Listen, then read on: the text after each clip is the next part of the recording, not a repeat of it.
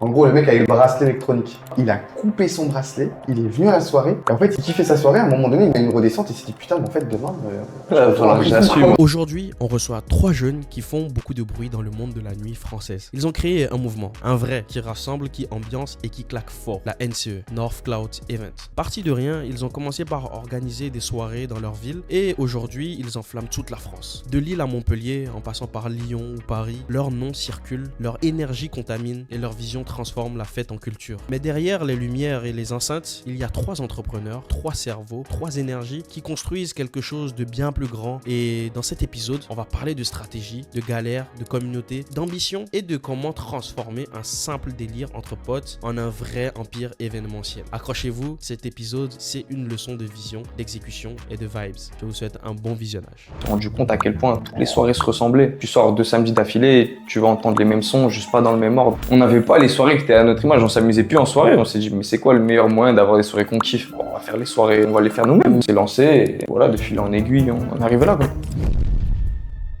Mes premières soirées, c'était nos économies, nos 500 € qu'on avait ici, nos 1000 €. Quand on faisait les comptes, à la fin, ok, toi t'as mis combien? Bah tiens. Les soirées se passaient mal, on était tapis, on était à perte. Le loyer, ça allait chaud. On était étudiants en plus.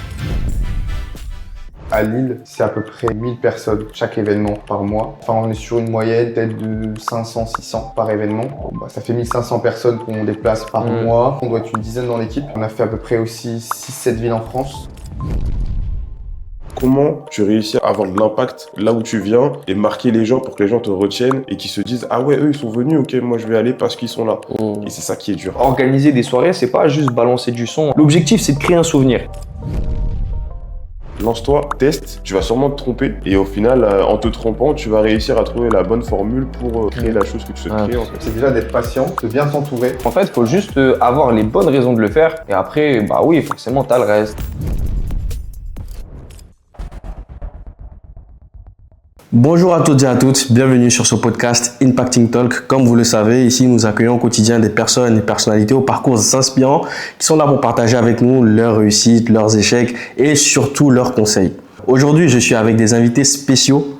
Si vous aimez sortir ou que vous aimez bien le monde de la nuit, vous avez probablement déjà entendu parler d'eux sans même le savoir ou peut-être que vous les connaissez déjà. Aujourd'hui, nous sommes avec les fondateurs de la NCE.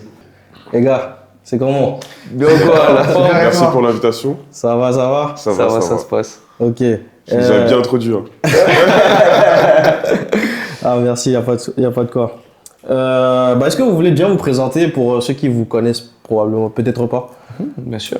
Je vais commencer. Donc, moi, je m'appelle Émile. Donc, on a commencé la NCE il y a 3 ans. Et moi, dans l'équipe, je m'occupe plus de ce qui est administratif, financier. Et je suis aussi celui qui va mixer pendant les events un petit peu de manière récurrente. Ok. Voilà. Ah ouais. Bah, je vais enchaîner. Yanis, 24 ans. Je vais un peu me présenter moi. J'ai une licence de commerce international. Comme il a dit, on a lancé la NCE il y a 3 ans. Donc d'une rencontre avec du coup, les deux que vous voyez là. Moi, dans la NCE, ça va plus être le côté commercial, on va dire. Et l'aspect un peu promo. Et sinon, en règle générale, je suis né à Lille et à présent, j'habite à Paris. Toi, t'es un peu le business développeur. Ouais, on va dire ça. Après, entre guillemets, dans les rôles de chacun, faut qu'on développe, entre guillemets, l'organisation en général et l'agence. L'agence clubbing NCE. Mais en soi, ouais, on va dire que c'est peut-être plus moi qui est chargé du développement, entre guillemets, mais après, tout suit, quoi. Donc voilà. Ok. Et moi, Landry, Landry, le parisien de l'équipe, on va dire. Ah ouais, ok. C'est ça. Arrivé à Lille depuis 3 ans maintenant. Ouais, c'est ça. Enfin, je fais 2 ans pour mes études. Et après, je suis rentré et c'est là que je les ai rencontrés. Et moi, chez la NCE, je m'occupe de tout ce qui est de la communication, on va dire. Ok. Et voilà. Ouais, c'est toi qui gères la com et tout. La DA, on va dire, la comme DA, les gens aiment bien le dire, la DA, c'est ça. Ah ouais. Et comment est née l'idée de la NCE? Bah, l'idée, elle est venue d'un peu de, comment dire. C'est En les deux. fait, il y a eu plusieurs idées qui ont évolué vers ce qu'il y a maintenant. Vous aviez déjà un concept. C'est ça, de base, avec Émile, on avait déjà lancé des soirées un peu Airbnb, un peu informelles. Ah, au lycée, là, les petites soirées du lycée. Alors ça, c'était venu au lycée. Arrête là. Mais plus recentré, c'était Émile qui faisait beaucoup de soirées, moi aussi, tout le monde faisait un peu ses soirées, tout à Lille. Mais c'était des trucs de jeunes, quoi, et tout. À un moment donné, on avait quoi? C'était à la fin du confinement. Le business, entre guillemets, nocturne n'avait pas vraiment repris. Et il y avait une demande qui était vraiment accrue, à Lille, notamment. Donc, on a commencé à faire quelques soirées Airbnb. Après, on est passé sur une salle. Après, on a eu une petite période de pause. Là, j'ai rencontré Landry, qui, lui, avait aussi travaillé dans des grosses orgas parisiennes. Et entre guillemets, on avait même voyagé un petit peu tous de notre côté, donc tous vu un petit peu ce qu'on voulait faire. Et de ça, en fait, je faisais mon anniversaire. Et il faisait son anniversaire. Et en gros, on a tout refondé tous ensemble. On a organisé son anniversaire, il a fait une super soirée. Et après, ça a repris Airbnb, repris dans une salle juste à côté à Roubaix. Ouais. Et après, on est allé au Room il y a 2 ans. Et c'est là que je pense que les gens ont dû sûrement nous connaître. Donc l'idée, c'est une demande lilloise, les gens qui s'ennuient à Lille, des sons afro-caribéens qui ne passent pas en boîte de nuit aussi. Parce que c'est ça un peu le nerf du projet, c'est que l'afro et le caribéen, les gens l'écoutaient dans leur playlist sur Spotify, etc. Les artistes marchaient de ouf, tu vois, comme Burna, Wizkid, ou plein d'autres. Même les rappeurs français utilisaient des samples Amapiano ou afro, etc. dans leur son. Ouais. Mais les gens, quand ils arrivent en boîte de nuit, c'était que des sons commerciaux. C'est-à-dire c'était que des sons de boîte typiques, vraiment des sons malins. Du Joule, des trucs comme ça. C'est ça. Ouais. Donc il y avait vraiment un décalage. Et nous, justement, on est venus pour casser ces codes-là. Et même les codes du DJ résident, on les a cassés aussi, parce qu'au final, nous, on ramène à chaque fois entre 3 et 5 DJ, qui fait qu'il y a un tour qui se crée. C'est ça. Il y a un changement au niveau de la musique, au niveau de la DA aussi de chaque DJ ou chaque artiste, qui fait que les gens ils n'ont jamais cette habitude de se dire bon, ça va être la même transition à chaque fois, le même son à chaque fois. Là, c'est des univers complètement différents avec des thèmes qui changent, et je pense que c'est ça qui fait qu'on perdure. Ok. Si je peux même reprendre peut-être un peu plus de manière synthétique, ce qui s'est passé, c'est que c'est vrai qu'on sortait tous beaucoup avant. Je parle quand on était plus jeune, 18, 19 ans, à Lille, on est des gens d'ici. Et quand il y a eu le confinement, en fait, on s'est rendu compte que ça nous a permis de plus sortir. On s'est rendu compte à quel point toutes les soirées se ressemblaient. Les boîtes n'avaient pas besoin de se diversifier. Lille, c'est une ville très étudiante, même s'il y a beaucoup de bars, beaucoup de clubs. En fait, c'est pas... toutes les soirées se ressemblent. Tu sors 2 samedis d'affilée et tu vas entendre les mêmes sons, juste pas dans le même ordre. C'est particulier. Et donc, on a eu cette idée, c'est vrai, on en avait marre de sortir à Lille. Donc, on a commencé à voir ce qui se passait ailleurs. On a commencé à sortir à Paris, on a commencé à sortir à Bruxelles, voir un peu ce qui se faisait. Et il y avait déjà ces ambiances de, avoir une identité de soirée. Et c'est quelque chose qu'on a voulu commencer à faire. Puis, à ce moment-là, on avait, comme tu l'as dit, la montée en popularité de l'afro-caribéen. On avait Taiki qui a déjà tout pété pendant le confinement, mais tous les artistes, toute la scène nigériane qui s'est lancée aussi. Donc c'était le moment, quoi. Et on s'est lancé et voilà, de fil en aiguille, on est arrivé là, quoi. En fait, vous avez agi en bon entrepreneur, vous avez vu une douleur et vous avez apporté une solution. On a vu un problème et on l'a réglé entre guillemets, on continue de le régler. Même surtout, le truc, c'était nous les premiers blessés. En fait, le truc, c'est que on n'avait pas les soirées qui étaient à notre image, on s'amusait plus en soirée. On s'est dit, mais c'est quoi le meilleur moyen d'avoir des soirées qu'on kiffe? On va faire les soirées, on va les faire nous-mêmes. C'est ça, on s'est sacrifié, on s'est remonté les manches. Et du coup, on a organisé les soirées où nous, on voulait aller. Et du coup, directement à Lille. Et en fait, je vois que vous êtes vraiment un trio assez complémentaire. Il y a Émile qui gère tout ce qui est financier, comme il a dit, administratif.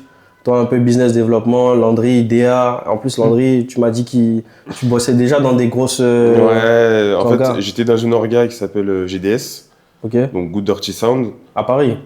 En fait, c'était une orga underground, donc ils faisaient des soirées hip-hop, afro aussi, mais dans des lieux atypiques, c'est-à-dire des hangars, etc. Donc ça a été créé dans les années 2012-2013. Donc c'est un peu l'ancêtre des orgas parisiennes actuelles. Et donc c'est un peu là-bas que j'ai un peu pris mon expérience et que ça m'a motivé. C'est ça qui m'a motivé aussi à faire des événements moi-même. Donc j'avais déjà pour projet de faire des événements. Le destin a fait que j'ai croisé Yanis qui m'a parlé aussi du projet et ça a collé. Ça a collé, ça a bien matché, donc au final on est là. Et même quand on a commencé à bosser ensemble, il avait plein de trucs.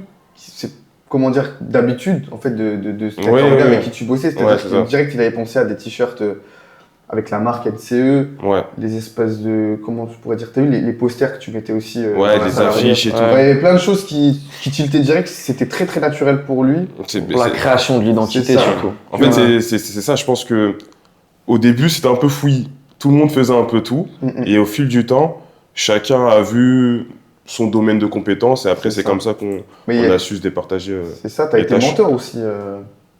Menteur. Mentor. Mentor. Ah, menteur. Oui, oui. Ça lui inventait des. Non, pas mentor. Menteur, ouais. Mentor. C'est-à-dire que des fois, oui, nous on avait des questions de ouf. Et toi, tu disais, attendez, je vais aller poser des questions. Ah oui, après, oui, comme j'avais un petit réseau aussi, entre guillemets, ça a Ok. facilité Ça a grave aidé. à Ouais. certains moments. Ouais. Ok. Et comment avez-vous appréhendé votre succès au tout début? Ben, en fait, genre, comment dire? En fait, il y a plusieurs étapes. T'as la première étape où, entre guillemets, c'est ta première grosse soirée réussie. Et ça, pour toi, c'est un truc de ouf. Mais les gens, entre guillemets, ne te connaissent pas. Et ton événement, il n'a pas encore bien tourné. Donc vous vous dites c'est un coup de chance peut-être. Ouais, Ouais, potentiellement. tu dis c'est un coup de chance. Le syndrome de l'imposteur. Voilà, c'est ça. Ouais. Si je refais pas la même chose, bah, tu vois, peut-être ça va s'éteindre ou ça va s'effacer. Et j'ai l'impression qu'il y a eu plusieurs phases. Il y a eu la première phase dans les Airbnb, il y a eu une phase, du coup, dans les salles, et il y a eu la phase en boîte de nuit. Et il y a des phases où maintenant, on a des succès, mais comme nous, on s'est habitué énormément, bah maintenant, à Lille, entre guillemets, ça va prendre une ampleur, ça va prendre une visibilité, mais on n'a plus la main. Tu vois, ça va être un monde que nous, bah, on côtoie plus, parce qu'on n'a plus cet âge à sortir tous les week-ends, Ouais. et on pourtant. n'est plus en fac aussi. Ouais. Donc maintenant, entre guillemets, on ne sait plus le mesurer. Mais on n'a pas appréhendé forcément parce que je pense que si on avait calculé un succès qui serait arrivé, je ne pense pas qu'on aurait eu quelque chose. Puis surtout que quand tu le fais, c'est quelque chose, c'est vachement bon enfant en fait. Parce que tu fais, t'organises une soirée. C'était Donc c'est un positif. truc, tu sais que tu vas t'amuser, exactement. Ouais. C'est pas forcément pour le Ouais, succès. genre vraiment pas. c'est ça en fait, il n'y a pas ce truc de ouah, ça marche. En fait, c'est plus ce truc de. C'est des trucs tout cons, mais les trucs qui sont cool, c'est, tu sais, quand la soirée est terminée, des fois tu vois des vidéos, tu te dis, putain, mais c'est Ouais, beau. c'est vrai. Tu dis, ouais, c'est beau, tout le monde chante, Ouais. et t'es content en fait. C'est pas du succès, c'est juste.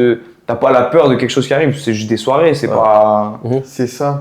Et en plus, comment dire, comme nous, on était vraiment sur chaque détail, chaque point faible à, entre guillemets, Améliorer. à améliorer. Ouais. Du coup, bah, pour certains, ils vont dire que c'était une super soirée. Pour nous, on va dire, bah, nous, on n'a pas forcément aimé, Ouais. on s'est loupé là.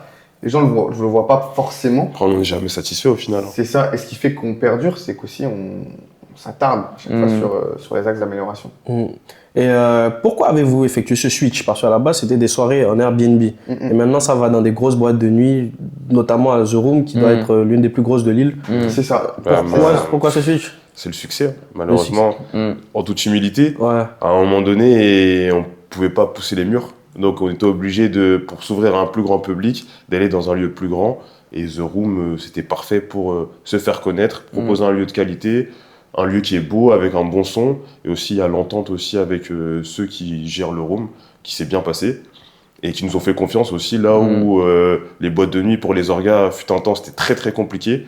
Et je pense que le fait qu'ils nous ont fait confiance et qu'on a su rendre aussi cette confiance, ça a permis d'ouvrir aussi la porte à d'autres orgas qui sont arrivés dans d'autres clubs sur l'île. Donc je pense que c'est ça.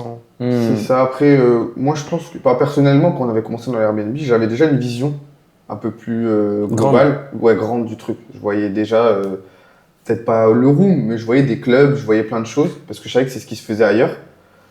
Maintenant, on a pris la patience et on a bossé sur chaque événement. Et comme il a dit Landry, à un moment donné, on ne pouvait pas pousser les murs. Des salles à plus de 800 personnes, 900 personnes, avec des gros services de sécurité, etc. On sait que c'est compliqué à gérer. Donc, tout s'est bien ficelé avec le room et voilà. Après, ça nous manque Les petites soirées. l'ambiance hein. un peu plus Ouais, conviviale. Parce que je vous pose cette question parce que j'ai une amie qui va à presque toutes vos soirées. Elle tenait à tout prix de vous poser cette question. Comment elle s'appelle? Non, on va pas dire le prénom. Non, pas de souci. Jennifer, petite dédicace à toi si tu regardes. Dédicace à Dédicace, toi. Jennifer. Attends, j'attends la question après je te dis. Non, mais justement, c'était la question par rapport au Airbnb, tu vois, parce que il y avait un petit côté cosy, tu vois, genre, Tu sais, avec une trentaine de on personnes. nous le dit beaucoup. On a encore justement des participants aux soirées qui sont là, qu'on voit souvent, et qui nous rappellent chaque fois, nous on était là à cette époque. Et c'est vrai que même pour nous, ça avait un goût particulier. C'est bien parce que tu peux beaucoup plus faire une soirée sur mesure. Tu es beaucoup plus avec les gens, tu es beaucoup plus en contact avec eux. Enfin, tu vois, nous, on fait des gros événements. Il y a plein de gens qui reconnaissent pas nos têtes, qui savent pas. Quand tu organises un événement chez toi, c'est bête, mais quand tu fais. Toi, par exemple, tu fais ton anniversaire, tu invites des potes, voilà, tout le monde se rappelle que on était chez toi. Nous, il n'y a pas ce truc-là. C'est bien d'avoir ce truc de contact avec les gens. Après, les soirées Airbnb, c'est vrai que c'est compliqué. On l'a fait, c'était bien, c'est des bons souvenirs. Mais je suis content aussi que ce soit derrière. Non, mais t'as toujours, pas de sécurité, tout ça, non? Non, c'est même pas ça. Non, ça va. Heureusement, on n'a jamais eu de problème. On n'a jamais eu il n'y a jamais eu de soucis pendant un événement. Non, mais ça va plus être la pression de s'il y a quelque chose qui se casse. De base, t'as pas forcément le droit de faire ça. Ouais. Donc c'est informel. Ouais. Okay, ouais. Après, je pense aussi, peut-être que Jennifer a parlé aussi de Roubaix, plus où elle, c'était les C'est quoi la Airbnb. question aussi de Jennifer?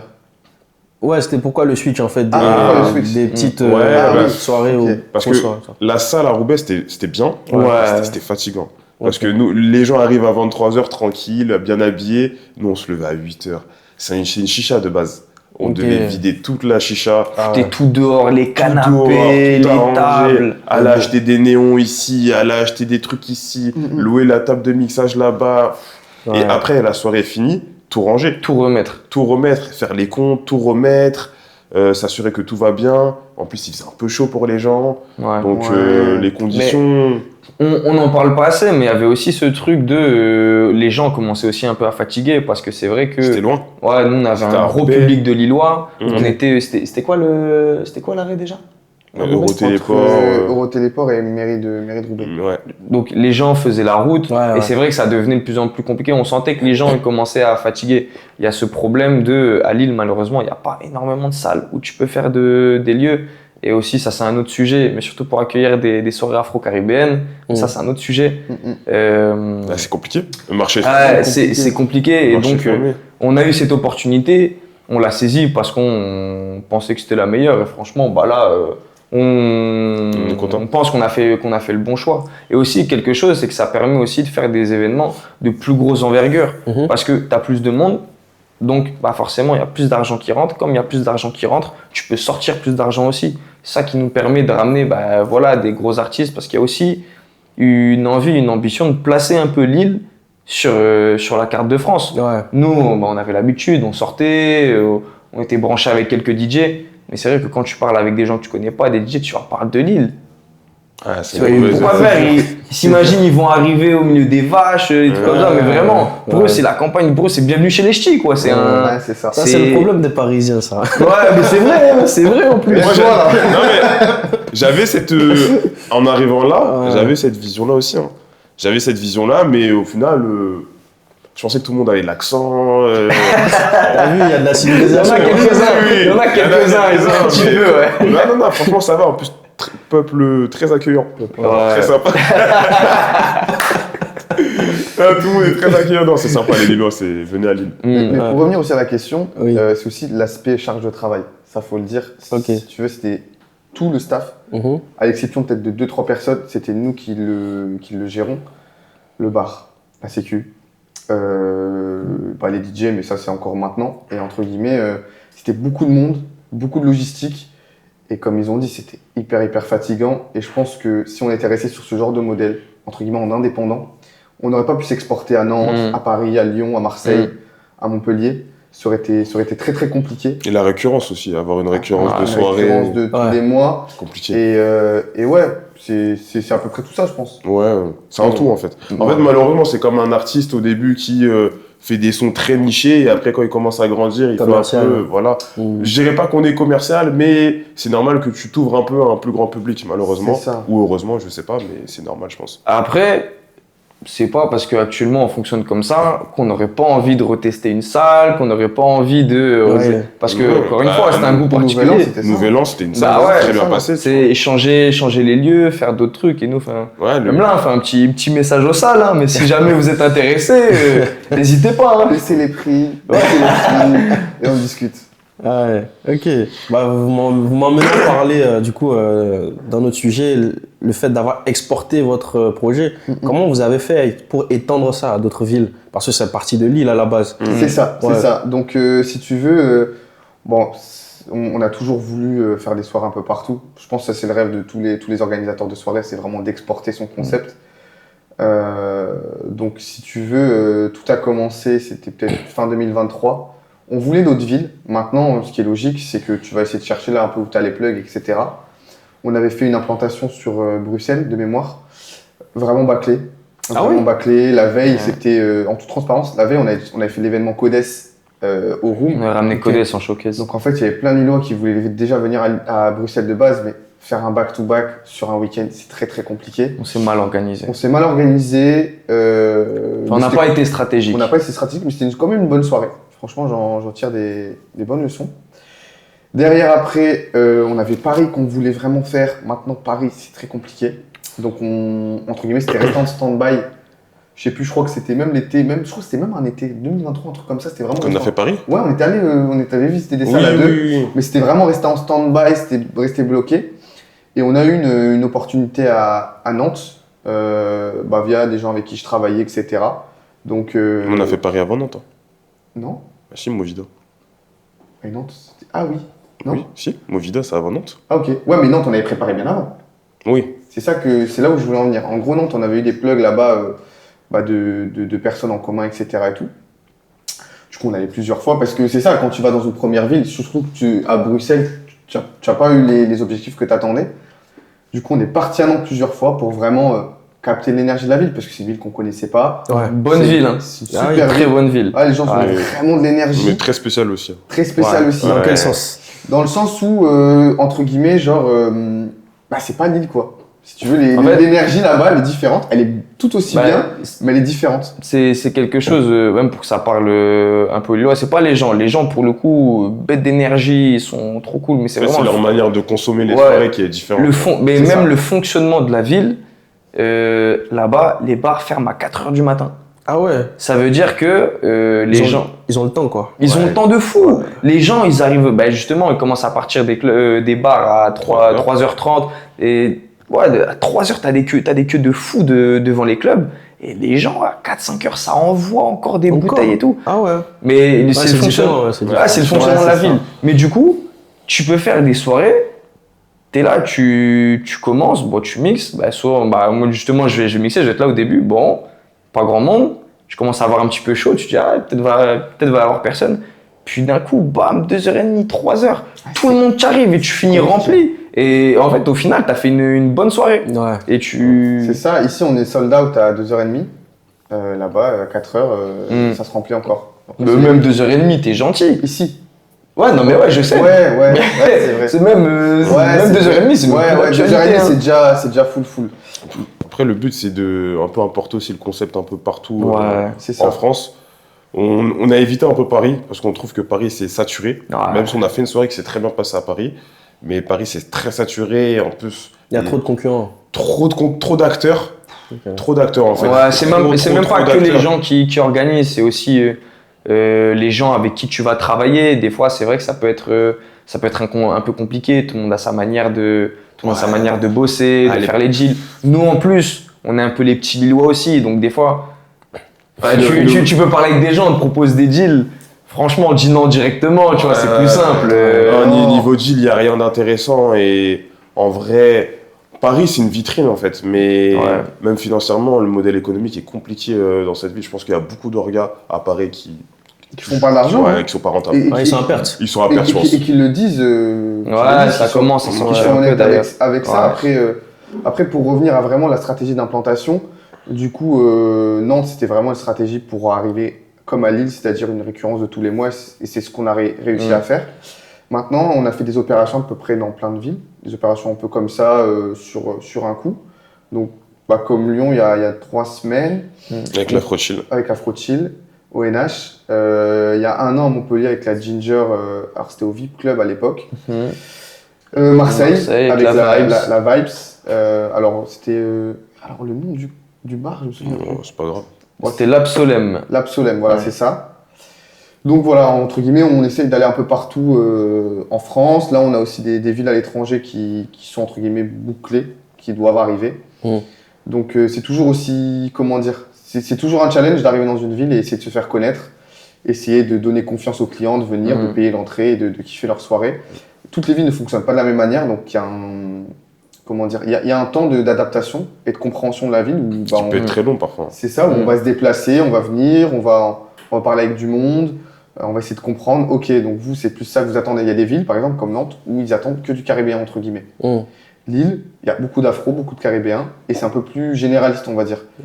Paris, aussi. comme il y a beaucoup d'acteurs, comme Landry le disait, chaque orga va essayer d'avoir, c'est ça, son identité, beaucoup dans la musique, dans la musique, dans la com, dans la scénographie, que voilà. Enfin, en tout cas, il y a tout ce travail-là à faire. Excuse-moi. Ah ouais, c'est compliqué un peu. Le plus compliqué, c'est d'avoir de l'impact. C'est-à-dire de pas être juste une soirée qui est là, qui est venue, ok, je suis venu. En fait, c'est comment tu réussis à avoir de l'impact là où tu viens et marquer les gens pour que les gens te retiennent et qu'ils se disent ah ouais, eux ils sont venus, ok, moi je vais aller parce qu'ils sont là. Et c'est ça qui est dur. Rester dans les mémoires. Rester dans les mémoires. À Lille, on a réussi. À Nantes, on est en train de réussir, mais c'est pas facile. Ça fait 1 an et on n'a toujours pas réussi. Mais le processus est long. Mais c'est ça qui est le plus dur pour les orgas en fait. Mais régularité. Pour le coup, ça c'est vrai, c'est un peu le propre des orgas afro-caribéennes. Bon là, après, ça commence à faire un moment. Mais c'est vrai que nous, quand on a commencé à Lille, on était les premiers. On était les premiers. Enfin, il y en a eu quelques-uns avant, mais ça a pas eu la même ampleur. Il y a eu, en fait, je pense que chaque génération. Non, il y a eu le Biflore. Mais le Biflore, c'est un lieu. C'est pas un. Mais il y a eu des orgas entre guillemets avant nous. Maintenant, je pense qu'elles étaient dans vraiment une autre DA, c'était vraiment des orgas peut-être purement afro, que nous, justement, on arrivait avec un peu tous les styles musicaux. Le timing a été bon aussi. Parce que l'industrie musicale était bonne à ce moment-là, c'est ce que Est-ce qu'on peut dire que la NCE a mis la lumière sur les orgas lilloises, de manière générale? Est-ce qu'on peut le dire? Je pense que les gens ne savaient pas ce que c'était déjà des orgas. Je pense que c'est surtout ça. Je pense qu'on a, entre guillemets, vulgarisé et permis aux gens de comprendre c'est ça, c'est de la culturation. Tu vois, ça permet de... Enfin, c'est là où je voulais en venir, c'est que nous, quand on arrivait, il y avait un peu ça, et quand on arrive dans certaines villes, il y a ça aussi où c'est pas encore forcément développé, et donc quand t'arrives, les gens se disent « Wow, c'est quoi ça ?» Soit ils peuvent dire « C'est quoi ça ?» Soit ils peuvent dire « Ah ouais, ça vaut vraiment le coup en fait », et ils viennent, et t'as un engouement de fou, les gens ils se donnent de fou sur la piste. Enfin, c'est agréable. C'est le truc cool d'ailleurs aussi de faire des soirées dans d'autres villes, c'est que les gens aussi réagissent différemment. C'est ça. Mais même à Lille, en vrai, on dit qu'entre guillemets, nous, on a démocratisé ces choses-là. Mais encore maintenant, des fois, à nos événements, il y a des gens qui viennent, ils sortent à Lille et ils disent putain, il y a du monde là dans cette soirée, c'est quoi ça? C'est quoi le thème? Alors, nous, on est là, on se casse la tête à faire une com, à faire de la promo, à essayer que tout le monde voit les flyers. On colle des affiches, enfin plein de choses. Mais c'est la nouvelle génération. Et t'as des gens qui arrivent, ils disent oh, ça a l'air pas mal, hein. Oh, ça a l'air bien. On va voir. Et à la fin de la soirée, ils font oh, je connaissais pas. C'est cool. Tu vas voir, tu lui dis vas-y, suis le compte et tout. Ouais, non, t'inquiète, j'ai bien aimé. Et tu vois, t'as pas que ça, t'as pas que ça. Moi, je retiens, tu sais, t'as souvent des plus jeunes, tu vois. Ils viennent, ils sont là, tu sais, ils ont les étoiles dans les yeux, tu sais, tu les vois pendant la soirée, ils sont là. Ils crient fort, ils chantent fort avec les bras, ils dansent avec des gens qu'ils connaissent pas. C'est d'une bonne soirée, tu vois. Tu vas en soirée pour rencontrer du monde, pour t'amuser, pour décompenser. Mais les gens, t'es là, après, nous on ferme à 6h, ils sont là, ils sont encore devant, à traîner dans le club, parler avec tout le monde. Limite, à la fin de la soirée, ils vont dire putain, vous devriez lancer un truc de soirée. Ils savent pas que ça existe. C'est ça, il y en a, ils captent vraiment pas. Il y a un filon. C'est ça, même à notre niveau, il y en a qui ne captent pas en fait. Ah ouais. Tout cet univers, entre guillemets, des boîtes, des orgas qui font des soirées à thème dans des boîtes, des DJ, c'est abusé. Là, ils sortent juste pour s'amuser, ils tombent sur le bon soir et kiffent, sinon c'est autre chose. Ouais, je capte. Tu parlais de marquer les mémoires. Et pour ce faire, vous faites en sorte de ramener des super guests, on va dire. Là, tu parlais de Codes avant. J'ai même pu voir que vous avez ramené Abi à l'une de vos soirées. Ouais, Abi, il était passé à une de nos Fafan, soirées, il était venu avec c'est ses potes à lui, Fafan. C'est ça. Ces gens-là sont venus par hasard ou c'est vous avez mené en place des... En fait, si tu veux, on a tous nos plugs. Ouais. Et si tu veux, on est tous branchés, que ce soit avec des créateurs de contenu, des DJ, des artistes. On peut pas dire tous ceux qui sont passés, parce qu'il y en a qui sont passés un peu incognito. Ouais. Mais on a eu pas mal de guests. Ça rajoute un côté spécial, entre guillemets, à nos événements. Les gens, c'est marrant parce qu'à Lille, ils n'ont pas forcément l'habitude. Il y a des super créateurs de contenu à Lille, mais entre guillemets, la venue de créateurs de contenu parisiens, c'est pas quelque chose qui est démocratisé. Donc le fait de les croiser à la NCE au rendez-vous du mois du rap afro-caribéen, ça rajoute un... Et puis ça contribue aussi, ce que je disais, ce truc de tu places aussi Lille un peu sur la carte, parce que tu organises une bonne soirée, tu ramènes du bon monde, mais il y a de plus en plus de Parisiens de toute façon qui se déplacent, qui viennent chez nous. Parce que Paris, les gens, ils connaissent, t'as ce truc, c'est un peu redondant, mais normal. Pourtant, il y a beaucoup de trucs. Mais c'est parce que t'as envie de goûter autre chose, t'as envie de voir autrement. Nous, on est à on a 1 heure de Paris en train, on a 1 heure de Bruxelles en voiture. Les gens, ils viennent tester autre chose. Ça fait voyager un peu, tu vois des têtes que tu vois pas d'habitude. Et puis, on peut se vanter d'avoir une bonne ambiance aussi. Donc, tu ramènes des gens, ils en parlent autour d'eux. De toute façon, dans le milieu de l'événementiel, les guests, c'est ultra important, entre guillemets. C'est ça qui rajoute le côté spécial. Aussi, ça fait parler parce qu'ils vont filmer, ils vont mettre des stories.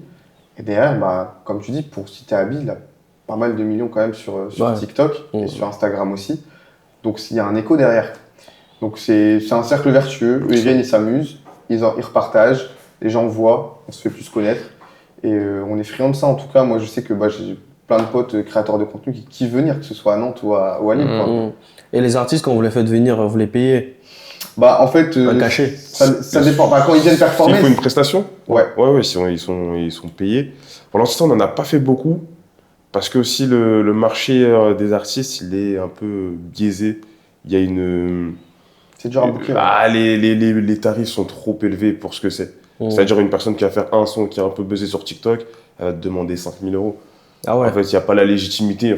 Nous, on trouve qu'il n'y a pas la légitimité à payer 5 000 € pour 2 sons.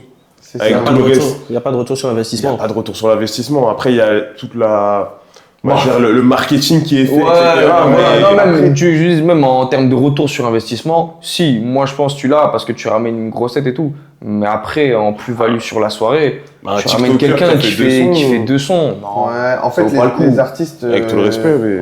Les artistes, en fait, entre guillemets, les showcases, ça véhicule une mauvaise image. Du coup, ils essaient de faire de moins en moins possible. En montant les prix, du coup, nous, Orga et les boîtes de nuit, du coup, c'est nous qui en pâtissons. Donc c'est un peu plus dommage, mais sinon, il y a déjà des artistes qui sont venus comme ça, parce que voilà, on se connaît, ils sont venus.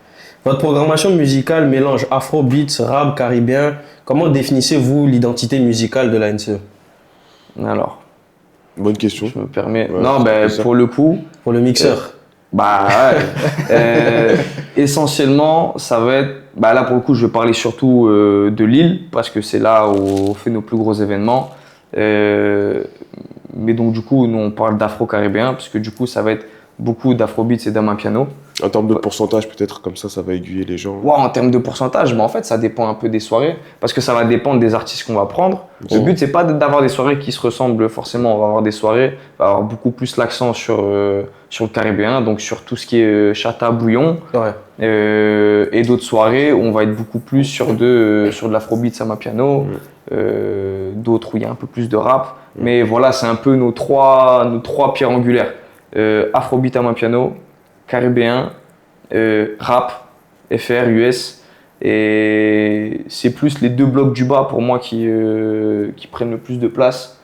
Je dirais, ça fait peut-être 80% de ça. Ensuite, après, ça jauge. Ça dépend des soirées. On n'a pas toujours le même public. Il y en a qui viennent souvent, mais un soir, ils vont préférer ça. Un soir, ils vont préférer ça. Ça va dépendre aussi de l'actualité musicale. Là, je vais te parler actuellement, on est en mai 2025. C'est beaucoup plus du caribéen parce que les artistes caribéens sont beaucoup plus sur le devant de la scène. Il y a beaucoup plus de nouveautés, beaucoup plus de sons. Tu m'aurais posé la question l'année dernière, ça aurait été beaucoup plus de la piano parce que c'était le moment où ça pétait de partout. Là, ça s'est calmé un petit peu. Enfin, c'est toujours écouté, mais il y a moins de nouveautés, donc bon, c'est Après, nous, un peu plus délaissé, quoi. C'est la culture. Ouais, voilà, c'est ça. Il n'y a pas de...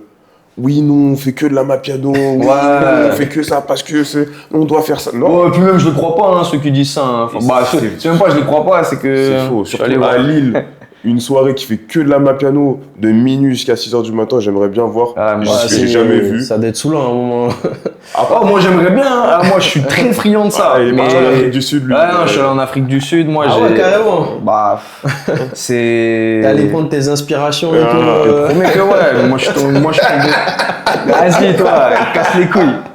Non, mais moi je tombe amoureux de ça. Non, mais il y a un truc, c'est mystique comme musique. Ouais. C'est mystique quand même. Il y a un truc, ça te prend. La Mapiano. Et ouais, et encore même, il y a tout ce qui parvient jusqu'à nos oreilles, jusqu'ici, quand ça arrive en Europe.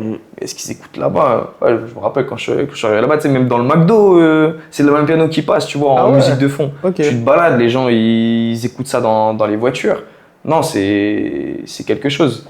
Vous mettez un peu des sons ivoiriens, style Imra. Je sais pas si ça vous dit quelque chose, Imra. Oui, bien sûr. Chété. Ouais, chété. Ça vient de chez nous. On connaît. Non, mais c'est ça, en fait, nous, on a vraiment une DA où on a envie déjà d'entendre des sons qu'on aime et sur des différentes sonorités qu'on apprécie. Comme il a dit, il y a un bloc vraiment qu'il a bien structuré, c'est-à-dire Amapiano, Chata, Afro. Rap, on en met un peu moins quand même. On en met, mais un peu moins. On est plus sur ces trois types. C'est compliqué après de s'identifier parce que du coup, dans toutes les soirées, déjà, t'as un peu de rap. Je veux dire, les clubs, en temps normal, ils en passent. Les soirées généralistes, c'est du rap.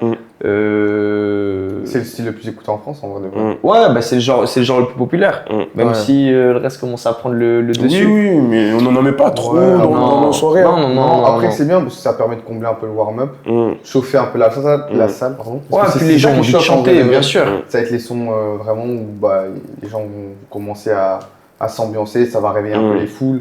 Puis en plus, en ce moment, on a une bonne scène rap en France. Tout le monde écoute, il y a des jeunes artistes. Donc c'est... Pour le coup, voilà, c'est enivrant, ça donne envie. C'est ça. Après, le but, c'est un peu aussi de faire découvrir aux gens de nouveaux sons. Ouais, je suis d'accord. Comme il a dit, si c'est pour écouter ce que tu entends dans d'autres boîtes, c'est pas intéressant. Le but, c'est de faire découvrir, même si parfois, nous, ça nous est déjà arrivé, on ramène des DJ qui sont très nichés, très techniques. Ça parle pas tout de suite aux gens, mais limite après ils nous disent vous aviez ramené un DJ, il était peut-être en avance sur son temps, mais au moins ça leur a fait, ça leur a permis de découvrir de nouveaux sons et de nouvelles sonorités. Donc ça aussi c'est notre rôle, je pense, vraiment, de faire découvrir. Moi je suis d'accord. Pour moi même carrément le mot c'est l'éducation. En fait c'est important d'éduquer. Parce que, et aussi, c'est l'intérêt de prendre des DJ différents à chaque fois. Bon, il y en a toujours quelques-uns qui sont là, qui changent moins fréquemment. Mais tu ramènes un DJ, le DJ il va avoir ses sons qu'il aime bien placer, que les gens connaissent pas forcément. Et c'est important, t'éduques, parce que sinon tu fais des soirées, tu prends toujours les mêmes DJ quoi. Et les gens, c'est toujours les mêmes sons, c'est toujours les mêmes sonorités. C'est ça le souci. C'est pour mettre que des plats du pied, ça sert à rien. Malheureusement, c'est que tu fais ça, tu peux prendre 100 personnes, t'en as peut-être 95, ils vont passer à côté en mode ok. Super, t'as fait ta transition et tout, c'est cool. Il suffit que t'en aies 5 qui remarquent et c'est ceux qui vont venir te voir après, quand le truc a pris de l'ampleur, qui vont te dire mais moi je me rappelle quand vous avez fait ça. D'ailleurs, même ça fait chaud au cœur. Parce que des fois, sur le moment, c'est même pas que t'as chaud, parce que franchement, on est friands de musique. Nous, on aime bien être dedans. Après, c'est plus pour parler à la masse. Parce que voilà, nous, quand la soirée elle se déroule, on regarde la fosse, on est dans la cabine DJ, on voit, tu peux pas prendre le temps de demander à chaque personne comment c'est passé, si elle aime bien. Après, il y a aussi toute une phase d'éducation aussi du public. Ouais. C'est-à-dire que quand nous on commence Toolroom et ce qui est maintenant, il y a un gros changement. C'est-à-dire que nous, quand on arrive, on place des 3-4 DJ, pour la plupart, des gens qui venaient pas à nos événements, qui nous ont connus à ce moment-là, à Lille, ils ne voyaient pas forcément des soirées avec 3-4 DJ. Il y en a eu, bien sûr, mais aussi régulièrement, etc. et tout, ça n'arrivait pas. Et maintenant, des fois, on arrive avec des clients qui sont devenus habitués et qui vont nous dire, alors que de base, ils connaissaient même pas les DJ, ils regardaient même pas les posts qu'on fait pour présenter la line-up. Et maintenant, tu as des mecs qui font j'ai vu, vous avez ramené lui là, j'ai pas trop aimé. Vous devrez ramener lui. Alors que de base, le public lillois, en général, n'est pas un public focus sur les DJ. C'était juste, ils arrivaient, s'ils aimaient la musique, c'était cool. Sinon, voilà. Ouais, voilà. Mais maintenant, ils sont friands, tu vois. Maintenant, ils sont à l'écoute. Ils vont dire, ah ouais, putain, bah, ce DJ, j'aime bien. Quand vous avez ramené Fafan, ça a fait du bruit. Hein. Bah ouais, je pense qu'on n'a jamais autant Ouais. rempli le club. Ouais. Parce Même que- en termes d'impact, quand on parlait d'impact. C'est tout à Landry l'heure, qui a plugué. Fafan, mais ça, les deux. un peu les deux. On était tous les deux Lui dessus. au début, après j'ai relancé, après il a fini. C'est ça, en fait, voilà, le Barça. Taka, et après j'arrive devant le but et je pousse la balle, mais non, c'était un travail d'équipe. Ça a été, entre guillemets, des longs mois de travail parce que lui, Ouais, c'était galère. il est booké tout le temps. Ouais. Pour que nous, on ait cette date et que lui ait cette date et qu'on ait au moins ça 1 mois et demi avant pour faire la promo, c'était un peu compliqué. Mais au final, quand on voit les résultats, ça valait le coup. Ouais, c'est ça, hein, c'est vraiment cette notion d'impact. Mais Là, tu sens que, par exemple, là, on a fait vraiment une soirée, on peut dire, Amapiano. Et même des gens qui écoutaient moins l'Amapiano, bon, kiffaient parce qu'il y a l'ambiance, il y a le show. Fafan, c'est un DJ qui fait un peu du show, tu vois. Donc, il y a les danses, il y a la prestance, il y a son set, la manière dont il se déroule. Donc, les gens ont bien apprécié. Son Franchement, public aussi. Hein. après, il y a le aussi public le aussi. cadre. Public de Nous, c'est Paris, aussi, bien. en fait, c'est aussi là que nous, on a un rôle. Parce que une soirée, c'est pas que des DJ. Bah, de toute façon, on peut le voir, on a déjà parlé entre nous. Oui. Il y a par exemple des orgas composés que de DJ et qui, donc du coup, c'est que des têtes d'affiche. Ils sont tous très bons. Hein. Nous, on pourrait tous les prendre en même temps.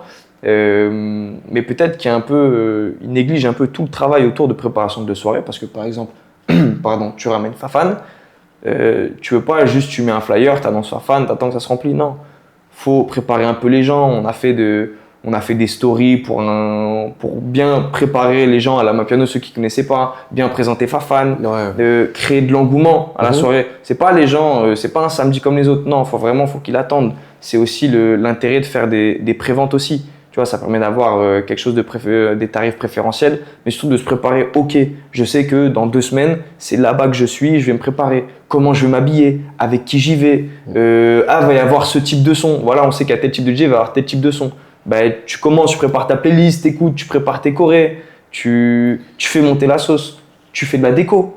Comme ça, les gens, quand ils arrivent, le club, il est différent. Non, tu prépares tout ça. En fait, tu prépares tout, et l'équipe, l'événement de A à Z, quoi. Il faut un bon speak, tu vois, il faut un bon speaker, il faut des bonnes animations. Et tout ça, ça rentre de... Vraiment, organiser des soirées, c'est pas juste balancer du son, attendre que... C'est vraiment ce truc de... L'objectif, c'est de créer un souvenir. Tu dois créer un souvenir et il faut que les gens, quand ils sont sur la route, ils soient tout contents quand ils regardent les stories le lendemain. Ils sont trop heureux. Il faut aussi que ceux qui n'étaient pas là, qui regardent les stories, ils aient trop les boules. Mais c'est comme ça en fait. Il faut créer ce truc. Et tu peux pas le faire juste en balançant du son. Il faut vraiment que ce soit. Et il y a aussi cet esprit de communion en fait. Et c'est pour ça que les orgas aussi elles tirent leur épingle du jeu. C'est que tu crées une communauté en fait. Et donc les gens, ils sont entre eux. Nous, on a la fierté que ça se passe très bien dans nos événements. Les filles, elles sont pas embêtées. Ça, c'est hyper important. Elles peuvent s'habiller comme elles veulent. Elles sont entre elles, elles se saucent, elles sont contentes. Ça s'ambiance gars, meuf en même temps, sans que ce soit bizarre. Que ce soit sur du rap, que ce soit sur... Et c'est des bons moments à voir et c'est ça que les gens font se rappeler. C'est pas que la musique. C'est pas que la musique. Ouais. C'est créer des bons moments d'échange. Voilà, c'est ça. Parce que sinon, regarde, on peut faire des événements, on ramène que des DJ guests, tu vois. Nous, en soi, on sait qu'on remplit le club, on balance, allez, c'est parti, on fait que ça. C'est pas que ça. On ramène des DJ guests, ça par contre, c'est vrai. Mais parce que justement, on sait qu'on a le public qui va avec, le public qui va mettre l'ambiance parce qu'on les prépare. Et ça permet de rayonner un peu dans le reste de la France. Ça permet de montrer ce qu'on est capable de faire. Mais c'est du travail en amont. Ok, c'est toute une organisation en fait. Totalement. C'est du travail. Et j'avais aussi une question. Landry, toi, je me dis, c'est peut-être en lien avec tes origines, mais comment est-ce que vous avez fait pour aimer la musique afro en fait? Peut-être, tu vois, ton voyage en Afrique du Sud. Ou est-ce que toi, si tu es allé en Afrique, ou c'est peut-être l'entourage? Alors moi, Est-ce que tu es allé en Afrique? En Afrique noire. Ah oui, parce qu'il est algérien. Ah, c'est ça. j'ai des origines algériennes. Oui. Alors moi, c'est assez spécial. Alors, faut savoir que moi, entre guillemets, bah, ça va être toute ma culture au niveau des musicales. En fait, mon père, il écoutait de tout. Ok. Il m'a mis de tout dans la voiture. Il m'a mis autant du Ray Charles, du Bob Marley, James Brown. En fait, il m'a tout mis. Tout mis. Ça veut dire que moi, j'ai vraiment écouté de tout. Donc, si on regarde ma playlist, franchement, il y a des musiques classiques, musique années 70, il y a vraiment de tout. Maintenant, il faut savoir que mes parents, entre guillemets, ils ont un groupe d'amis qui sont beaucoup d'origines différentes. Ouais. Et en fait, il y avait des fêtes qui étaient organisées où un peu tout le monde ramenait sa famille, etc. Donc, j'avais été à des mariages congolais, camerounais, tout ça. Donc, comme j'ai vu ça depuis petit, entre guillemets, il n'y a pas eu de découverte à faire. Ouais. C'était normal. T'as baigné là-dedans. J'ai baigné dedans. En fait, même, pour dire c'est des sons clichés, mais quand j'étais petit, entre guillemets, tu sais, tout ce qui était les sons, comment dire, vraiment de tout continent africain, j'écoutais de tout, quoi. En plus, il y avait des feats un petit peu, t'as vu, DJ Khaled, des conneries et tout. C'est lequel qui t'a le plus marqué? Quand j'étais jeune. Ouais, enfin, même maintenant, hein, c'est lequel que t'entends et puis t'es. Bah, franchement, j'ai une dinguerie, mais les gens vont se dire, vas-y, c'est trop cliché. Mais quand j'étais petit, mon son préféré. Tu vas me dire Premier Gao. C'était Premier Gao. Je te jure, c'était Premier Gao. Premier Gao, les images. Quand j'étais petit, c'était ça mon son préféré. Quand j'étais petit, je te parle en 2005-2006. Ouais, après, j'étais. Tu vois ce que je veux dire? Ouais, je vois. Ouais. Maintenant. Qu'est-ce qu'il y a, Landry? Non, c'est cliché de ouf. Pardon. mais c'est comme mon son préféré. Après, c'est un son qui a marqué. C'est ça, mais comme mon son préféré. C'est intergénérationnel. En vrai, faut être fier, faut être très fier de ça, tu vois. Et pour moi, même pareil, je vais dire un son préféré. J'en ai plein, mais celui que je pense que je vais le plus kiffer, ça va être un son, t'as vu, très cliché de base. Tu vois? Qui est? Je sais pas, Khaled, tu vois, je veux dire. Didi, tu vois, c'est un son grave connu et c'est vraiment cliché. Tu vois, donc. Après, faut pas avoir honte d'aimer aussi. Non, je parle vraiment français. Si je veux pas me donner un genre et dire grave cliché et tout, non. C'est le son quand j'étais petit. Après, en grandissant. Même en Côte d'Ivoire, c'est un son qui. Encore maintenant, c'est un son. Qui ramène des frissons. C'est ça, c'est ça. Oui, c'est plus. En fait, c'est plus l'époque que me rappelle ce son. Plutôt que le son en lui-même, vraiment, tu vois. Le son est ouf. Mais c'est plus ce que ça me rappelle. Tu te rappelles les moments passés, tout ça. C'est ça, j'étais petit dans les mariages, t'avais une assiette comme ça, tu bouffes de ouf. C'était cool. Et maintenant, avec le temps, entre guillemets, j'ai eu une période où j'ai coupé un peu avec toutes les musiques qu'on m'a fait écouter, c'est-à-dire autant des musiques classiques, afro, etc. J'avais vraiment ma période rap, c'était l'adolescence, où vraiment c'était des sons rap. Après, j'ai eu un peu plus où je suis revenu dans les classiques de Lunatic, Sniper, NTM, tout ça. Et après, je suis revenu dans la... Retour Tonton. Ouais, c'est ça. 113, Mafia qu'un free, tout ça. Et après, je suis revenu dans de tout. Et là, maintenant, j'écoute franchement tout. Et mon artiste préféré, franchement, j'aime bien Naïra Marley. Ah, Naïra Marley, Naïra Marley, ok. Le son Sopi, c'est mon son préféré. Ah oui? Ah ouais, actuellement, ouais. Et... Alors qu'il date, tu vois, ça fait 3-4 ans. Mais c'est mon son que j'ai le plus kiffé. Non, j'aime bien tes goûts. J'ai des bons goûts, tu vois. Ouais, t'as des bons goûts, ouais. Et toi, Emile, toi, c'est que ma piano. Non. En rapport avec le continent. Ouais. non, si on parle de musique, moi, c'est parce que, déjà, de base, j'aime beaucoup... Je kiffe la musique. Ouais. Et en vrai, c'est la belle musique. Dans ta famille aussi. Non, mais j'allais y venir. Moi, c'est vrai que de base, moi, je sortais beaucoup en soirée, surtout quand j'étais au lycée. Moi, le truc que j'aimais bien, c'était danser. Je dansais beaucoup et ça, c'est de la musique pour danser. Ouais. Donc, moi, j'aime bien ça. Moi, j'ai une grosse partie de ma famille. Mon frère et ma soeur sont mahorais, en fait. Ils viennent de Mayotte. Okay. Et en fait, eux, ils sont partis, ils sont retournés au bled quelques temps quand ils étaient au collège. Moi, j'étais petit. Et quand ils sont revenus, moi, j'étais dans la même chambre que mon frère. Et donc, du coup, ils me faisaient écouter leur son. Donc, on dansait, c'était beaucoup de Chili, surtout beaucoup à l'époque. Et on écoutait ça, on dansait. Moi, j'aimais bien, je pense, c'est là, ce premier moment, je devais avoir quoi? J'étais petit. Ouais, je devais avoir 7-8 ans. Et ça a commencé là, puis on écoutait. Mais après, moi, tu vois, au lycée, j'écoutais pas du tout de ça, tu vois. Regarde, moi, je suis en 2000. Ouais. Tu vois, en seconde, on était en 2015, c'était l'âge d'or du rap. On écoutait on écoutait que ça. Ouais. Cependant, quand on arrivait, de 2021, 2022, on a commencé les soirées. Et voilà, je te dis, le nouveau marché, très nigérian. Tu vois, tous les artistes nigérians qui sont apparus. ah, il y a eu quelque chose. Je me suis dit, j'aime bien ça. Ouais. Moi, je me rappelle, le truc qui me marquait le plus, c'était Achaké. Achaké, il me traumatisait quand il a sorti, j'ai oublié le nom de son premier album, là. Où il a sa tête de fou, là, sur la cover. Il fait trop rire cette photo. Mais j'ai oublié le nom aussi, ouais. Mais moi, c'est Djura. À chaque fois que j'écoute Djura, je suis. Ah ouais, Djura, ouais. Bah, c'est des souvenirs. C'est aussi le souvenir des premières NCE qu'on faisait au Mins. Et ouais, puis après, en fait, ça a permis de dérouler le fil. Parce qu'il y a eu ça, c'était des nouvelles sonorités, mélange afrobeat, Sama Piano. Bah, c'est le premier à l'avoir vraiment fait. Ouais. Rema qui est arrivé aussi, qui a commencé, tous les artistes autour. Puis après, ouais, tu déroules le fil, tu continues. Puis on était dans les soirées. On ramenait des bons DJ qui faisaient écouter des trucs. Donc l'éducation, en fait, elle s'arrêtait jamais. Et en fait, tu manges. En fait, Après, ouais, c'est ça. Après, il faut être aussi honnête. Beaucoup de boîtes à Lille stigmatisent un peu ce genre de musique. Mais comme nous, Landry, de fait, il a toujours été familiarisé avec ce genre de musique. Je me suis pas exprimé pour l'instant. Mais c'est logique. Je me suis pas exprimé. Mais nous, si tu veux, comme nous, on avait toujours écouté ce genre de son. Il est fou. De quoi? Il est fou. mais littéralement, dire bon, Landry, comme t'es noir, c'est. Ouais, c'est ça. C'est comme si on parlait de son limite, rebeu. Si on parlait de son rebeu, Les gars, Non. méfiez-vous de lui. Hein. Mais attends, t'as écouté des sons Bah, afro j'allais depuis dire quand quoi t'écoutes des sons afro? Des sons afro? Ouais, depuis quand t'écoutes des sons Ça se afro? trouve depuis récemment. Qui te Non, dit? mais réponds-moi. Ça fait longtemps, oui. Ah, bah voilà. Mais qui te dit? Bah, je le sais. Qu'est-ce que tu sous-entends? Parce que tu m'as dit. Ah, d'accord. Qu'est-ce que tu veux dire? Qu'est-ce que tu caches, veux dire qu'est-ce par que tu là? caches, Qu'est-ce que tu caches derrière ton sourire? Non, mais. Mais pour revenir, oui, il y avait beaucoup de boîtes qui stigmatisaient ce genre de son. Et nous, pour le coup, on s'est jamais posé la question, quoi que ce soit, vu qu'on a toujours écouté Ouais. des sons comme ça. C'est vrai que c'est pas dans toutes les boîtes de Lille que tu entends des sons afro. À moins est-ce que tu entends des gros sons de Burna peut-être qui sont vraiment Ou. connus, tu vois. Comment il s'appelle? Ou Rema aussi, tu vois. Ouais. Récemment. Sont commerciaux. Ouais, à part ça, oui, j'avoue que c'est pas leur fond de commerce. Et tu m'as toujours pas dit c'est quoi le son qui t'a marqué? Bah, ouais, moi j'ai dit Djura. C'est lui qui m'a le plus. Après, il y en a eu d'autres après. Bah, après, là, on va rentrer dans. Mais c'est plus la période à ma piano. Mais ça, c'est.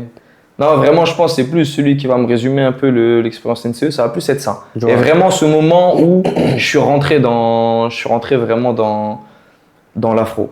Parce que pendant le confinement, t'avais déjà Rema avec les Doumébi, les trucs comme ça. C'était cool. Ouais. Mais j'écoutais ça, comme je pouvais le mettre parmi les autres sons. C'est vraiment à partir de Achaké que j'ai commencé à me dire, ok, faut peut-être que je creuse et que faut que je m'intéresse à ça en fait, parce qu'il y a des trucs. Voilà. Et toi, Landry? Alors, celui qu'on attendait. On se demande. Lui, c'est que du 10, 12, 14 bureau. Non, mais. Zo. Moi. Mon historique avec la musique afro, Ouais. en vrai, c'est des cassettes. Hein. Les cassettes à l'époque. Et Ouais, les compiles. Vieux Les père. compiles de Donc c'est coupés récent, décalés. C'est récent, comme tu disais. Hein. Donc je faisais fausse route. C'était à l'époque où t'avais juste la télé. Ouais. T'avais pas d'ordi, t'avais pas de sur une grosse télé comme ça, grosse là. avec le cochi derrière. C'est-à-dire si une personne monopolise la télé, Ouais. tu vas regarder les clips jusqu'à... Trace Urban aussi. Merci à Trace Urban. Et encore, Trace Urban, quand c'était ça, c'était bon. Ouais. Mais c'était des compiles de coupés décalés de T'as Zulu, connu Doug Saga, Ah ouais, toi? non, Doug Saga, Les les sons de 10 garagistes, vraiment des sons de 10 minutes et tout. Mais c'est bien parce que quand tu vas pas DJ souvent Arafat, là-bas, tout ça. DJ Arafat, ça te permet de voir les clips et tout. Gore la montagne, des trucs comme ça, tu vois, ça te permet de voir les... malade aussi. mais ça te permet de voir les clips aussi, un peu te rapprocher aussi de tes origines. Et donc moi, c'était ça mon rapport à la musique. Et donc, un son que j'ai beaucoup apprécié, c'est Doug Saga. Doug Saga, franchement, c'était sérieux. Je me disais, le mec, il est là, et il va en boîte, cigare à la main, en dégaine, prestance et tout. Ça, j'ai beaucoup apprécié. Non, c'est fort, c'est fort. C'est quand est-ce qu'on va faire un tour en Afrique de l'Ouest, là? Il faut, hein. Sénégal, Côte d'Ivoire. Ouais, Côte d'Ivoire, Ghana. Vraiment chaud. Côte d'Ivoire, on discute un peu, on est en train de voir. En plus, vous avez un pied à terre, là. Et moi, Ouais, je te pied à terre, on a. Attends l'invitation depuis. moi depuis 2012, j'y suis pas allé. Ah ouais? Ça fait longtemps. Ah ouais, non, ça a programmé, ça a programmé. Ouais, mais sinon, l'Afrique de l'Ouest, franchement, on connaît les organisateurs là-bas. Et franchement, on sait que ça bouge et tout. Il y a des festivals qui s'organisent. Il faut. Et pour le coup, mais après, de l'Afrique en général, hein, que ce soit l'Afrique centrale aussi, l'Afrique du Sud, Bon, l'Afrique de l'Est, je connais pas vraiment les sons, mais moi, franchement, il faudrait qu'on fasse un NCE Tour en Afrique. Ça peut être lourd, hein. Ouais, ça peut être super lourd. lourd. Ouais. Même justement, pas forcément pour gagner de l'argent, mais justement Juste pour le... découvrir. La culture, c'est voir vraiment, autre je pense, chose, la surtout pour culture, découvrir. Ouais, mais via plein de choses, tu vois, ouais, pour faire Ça peut vous faire des vacances aussi en même Des temps. Tu vois, vacances. joindre l'utile à l'agréable. Bien sûr, Oh. bien sûr. Vacances. C'est Là-bas. quoi? C'est tellement Non. cardio?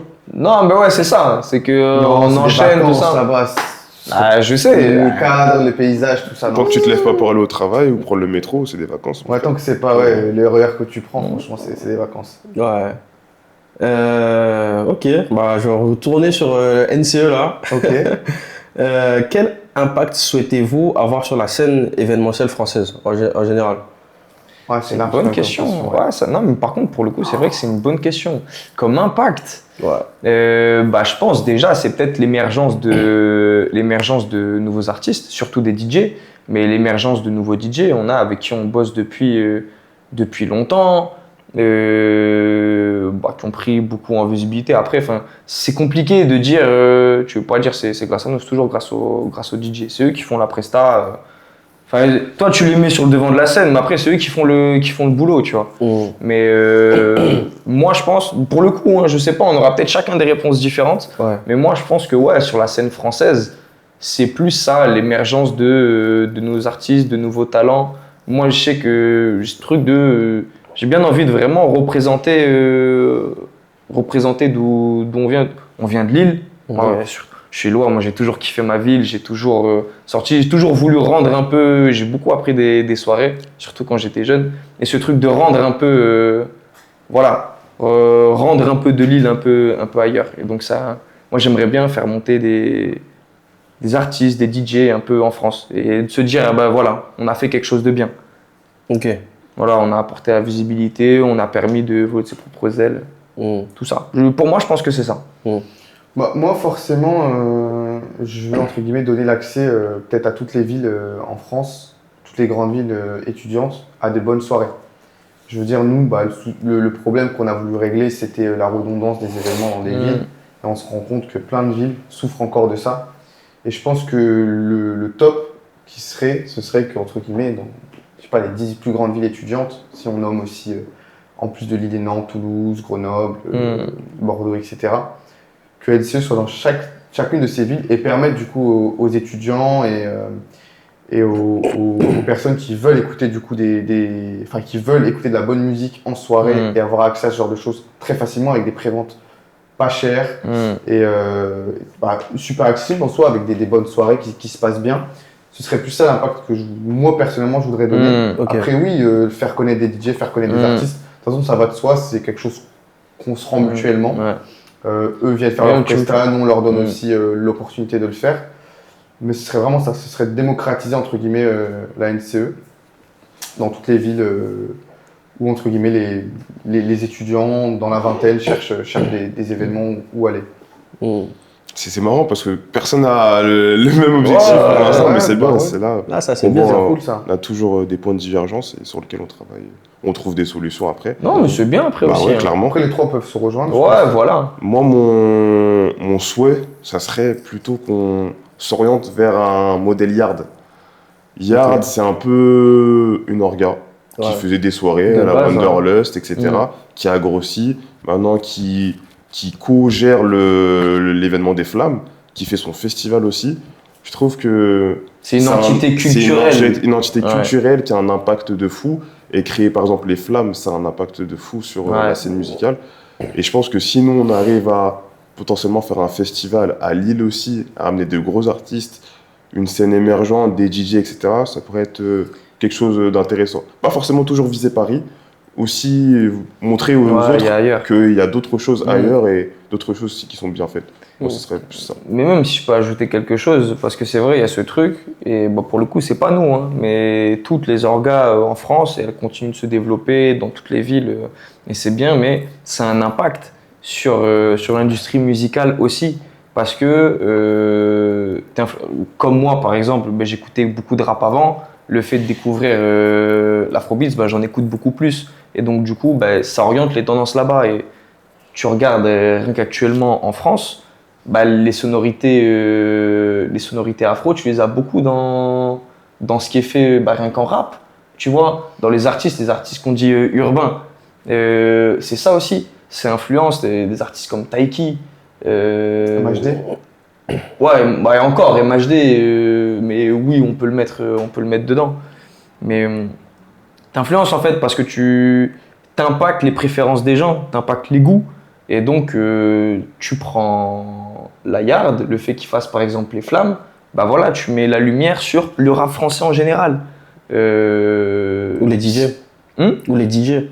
Ou les DJ. Mais ce que je veux dire, c'est qu'il y a toujours ce truc de chaque année, les victoires de la musique ou la musique que moi je pense populaire dans le sens qui est écoutée par tout le monde, elle n'est pas reconnue. Donc tu dis, ouais, t'as sentiment pas d'injustice, mais tu te sens pas représenté. Là, eux, c'est bien parce que ils mettent le pied dans le plat, ils créent le truc et voilà. On va pas attendre qu'on nous donne, on fait et voilà. Et ça va continuer de monter et un jour, ce sera l'équivalent des victoires de la musique peut-être. Après, c'est pas… Les Flammes, c'est surtout rap, c'est surtout urbain. Mais c'est des alternatives. C'est des alternatives. Ouais. Et voilà, influencer un peu les goûts.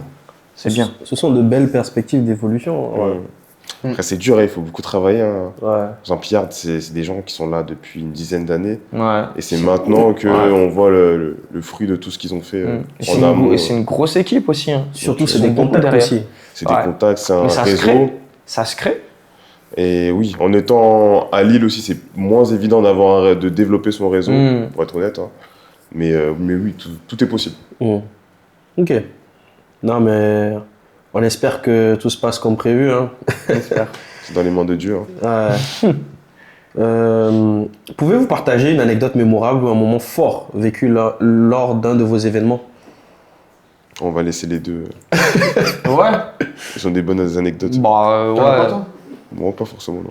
Parce que vous savez, soirée, ça rime souvent avec disputes, je sais pas, des gens qui se battent pour des meufs, tu vois, genre, des gens bourrés, tu vois. Qui veut un truc. Forcément, il y a des trucs. Je pensais qu'il voulait qu'on parle de meufs, c'est ça. C'est incroyable, il y a un bon truc. Non, mais vous pouvez faire un mix, hein, moi je suis là. Non, en vrai, il y en a plein des moments. Après, il y a plus un… Moi, je pensais, l'exemple que j'aime bien prendre, c'est la première soirée qu'on fait au Mills, donc qui est la première vraie salle quand on est sorti des maisons et des apparts. Première salle qu'on a fait. En fait, on s'est redirigé vers cette salle une semaine avant le début de l'événement parce qu'on avait annoncé une house party. Et en fait, on avait beaucoup plus de succès que prévu. Et en fait, on s'est dit, si on fait ça dans le logement qu'on a pris, il va y avoir des problèmes. Ça va être dangereux, on ne peut pas faire ça. Donc on avait des contacts sur UB, on s'est branché avec eux. Ils ont eu la gentillesse de nous faire confiance. On a continué à bosser avec eux après. Enfin, Mina et Bebop, si vous regardez ça un jour, big up à vous. Vraiment, merci beaucoup. Vous y êtes pour beaucoup. Et ils nous ont fait confiance. Et une semaine de l'événement, on s'est dit go, on fait. Et on n'était pas forcément prêts, dans le sens où on ne savait pas ce qui allait se passer. Mais tout le monde a été à son poste pendant la soirée. La soirée s'est hyper bien passée. Et en fait, elle n'était pas très bien organisée. Il manquait de la lumière dans la salle. C'était très sombre. Au niveau de l'affluence, il y a eu beaucoup de monde. Il faisait chaud. Ouais. Donc, c'est vraiment la première soirée. La soirée un peu test. Moi, j'étais au bar. Je faisais les cocktails à l'époque et en fait je voyais rien, c'était noir de monde, je courais partout et en fait le bar était dans un couloir et en fait je voyais pas ce qui se passait. Et Anton avec qui on travaille, qui lui fait le service, à un moment donné il vient me voir des yeux tout gros, il me dit mais c'est dingue, c'est blindé et tout.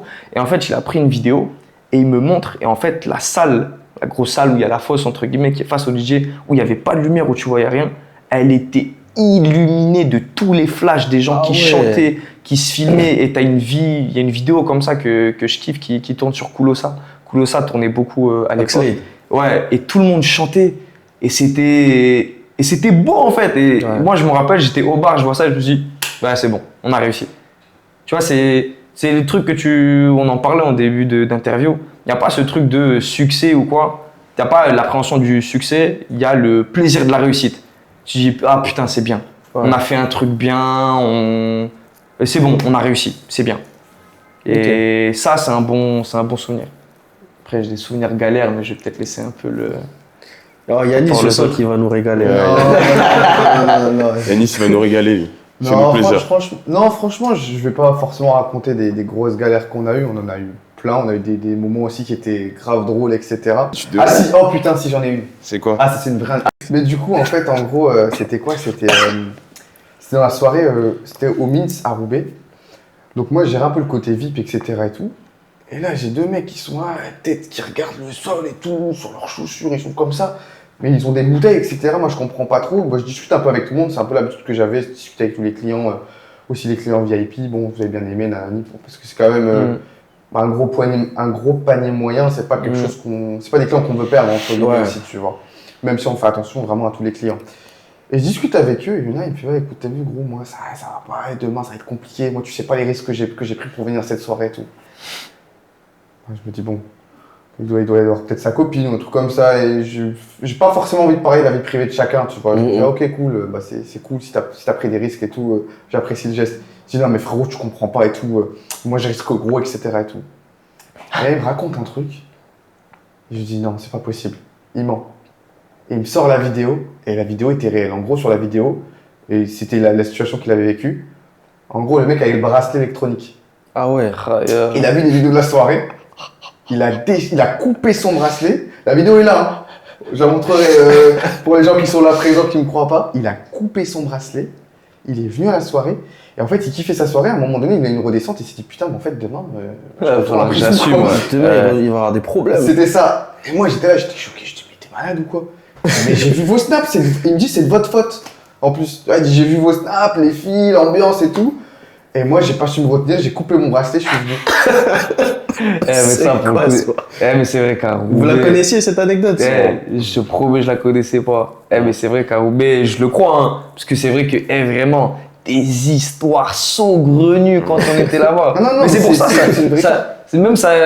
ça me manque. Je pense même, ça nous manque un peu, mais parce que tu vois, ça avait un goût, c'était particulier. Et c'est que maintenant, c'est un TikToker, le mec. Genre, je l'ai revu sur TikTok. C'est quoi son blaze? Non, vas-y, dis pas. Il est sorti. Il est sorti, ouais. Bah, je l'ai vu il y a pas longtemps sur TikTok, alors que l'anecdote, elle date d'il y a 3 ans. Et je me dis, putain, sa tête, sa voix, ça me dit quelque chose. Je re-regarde la vidéo dans mon téléphone, je fais, oh putain, c'est lui. Et je me dis, non, mais c'est une folie de faire ça, de prendre des risques comme ça. En fait, nous, on se rend pas compte. Mais derrière chaque personne qui vient, il y a une histoire aussi. Des footballeurs qui sont déjà venus, mais moi, j'étais choqué. Footballeurs de Lens qui viennent aussi à la soirée, à la NCE au Minsk, alors que on n'avait pas le nombre d'agents de sécurité qu'il fallait exactement pour le nombre de personnes. Genre, c'était du carrelage, il y a l'alcool, ça peut glisser. Je me dis, le mec, il a un contrat à des millions, il joue en équipe nationale de son pays en plus. C'est un pays européen, tu vois. Ça veut dire que, entre guillemets, il y avait une compétition juste après. C'est pas la CAN qui arrive une fois tous les hivers. Et du coup, il a pris un risque de fou. Purée, je me dis, mais mec, il s'est embrouillé avec quelqu'un, il se claque le genou, il lui arrive quelque chose. Bah, tu sais, je trouve ça abusé, quoi. Genre de venir dans des soirées de mecs qui débutent, entre guillemets, dans l'événementiel, je trouvais ça fort. Non, si. Elle était bonne, ces anecdotes-là. Là, elle était bonne, celle-ci. Mais après, c'est le temps que ça revient, tu sais, il y a tellement. Tu t'es bien rattrapé. Je t'ai rattrapé, ouais. Landry, t'en as peut-être. Du coup, toi? J'ai rien qui me vient. Vas-y, joue le jeu. Mais elle est nulle, ton histoire. C'est lui qui vanne tout le monde. C'est souvent les plus bavards qui... Pardonnez, pour le coup, j'ai rien là. Vas-y, t'as pas Moi, je pense que t'en as. J'ai rien de Moi, je pense que t'en as. Vas-y, frère, même des histoires dans la Je suis impliqué. En vrai, attends, c'est quand même... Même dans la loge, je sais pas, des petits trucs... Comme ça qui me vient à l'esprit. Des petits moments déconnants. Non, il n'y a pas. Hein. Non, il n'y a pas eu. Il n'y a pas trop. Pendant les préparatifs. Mais le truc du bracelet, là, c'est une dinguerie. Hein. Attendez, je vais sortir la vidéo. Wesh, mais c'est vrai. C'est sur Cédric, les gars. Wesh, mais c'est une singerie. Ah ouais, c'est dingue. Ouais, c'est une dingue, ça. Mais vas-y, toi, je viens pas aux soirées ou quoi? Moi? Non, mais en fait, là, j'ai pas de truc qui me vient à l'esprit, là, maintenant. C'est ça, c'est un truc, il faut que je note. Par contre, tu commences pas à nous dire « Ah, putain, il a supprimé. » C'est juste que le mec du mec sur Snap. Il y en a, ils verrouillent direct. Ils font comme s'ils avaient rien cherché, tu vois. Tu vois, il verrouille comme si de rien n'était, il remet dans la poche. Parce qu'on est en train de discuter. Voilà, il y en a beaucoup comme Je ça. retrouve le nom du gars. Oh, bon, tu nous montreras après. Là, il reste combien de questions? Pas beaucoup en vrai, il doit en rester 7 à peu près. 7. Raconte, c'est beaucoup. Non, c'est pas beaucoup, non? Raconte l'anecdote des vestiaires. La crise. Ah, elle est pas folle en vrai. Bah ouais, moi, elle me fait trop. Moi, je l'aime bien cette anecdote. Du croustillant. Il n'y a jamais quelqu'un qui s'est cassé la gueule dans le skate, du coup, mais genre c'était chaud. Parce qu'il y a tout le monde qui se casse la gueule. Bon, on n'a pas Non, mais il n'y a jamais rien de grave, les gens ils tombent sur leurs fesses, tu vois. Ah, bah voilà, regardez. De quoi? Venez voir. Venez voir, les gars. Ah, si, on a Les eu. gars, venez voir. On a eu, mais c'est. Attendez. Wesh. Regardez. On pourra pas dire que je suis un menteur. Oui. C'est tout stock.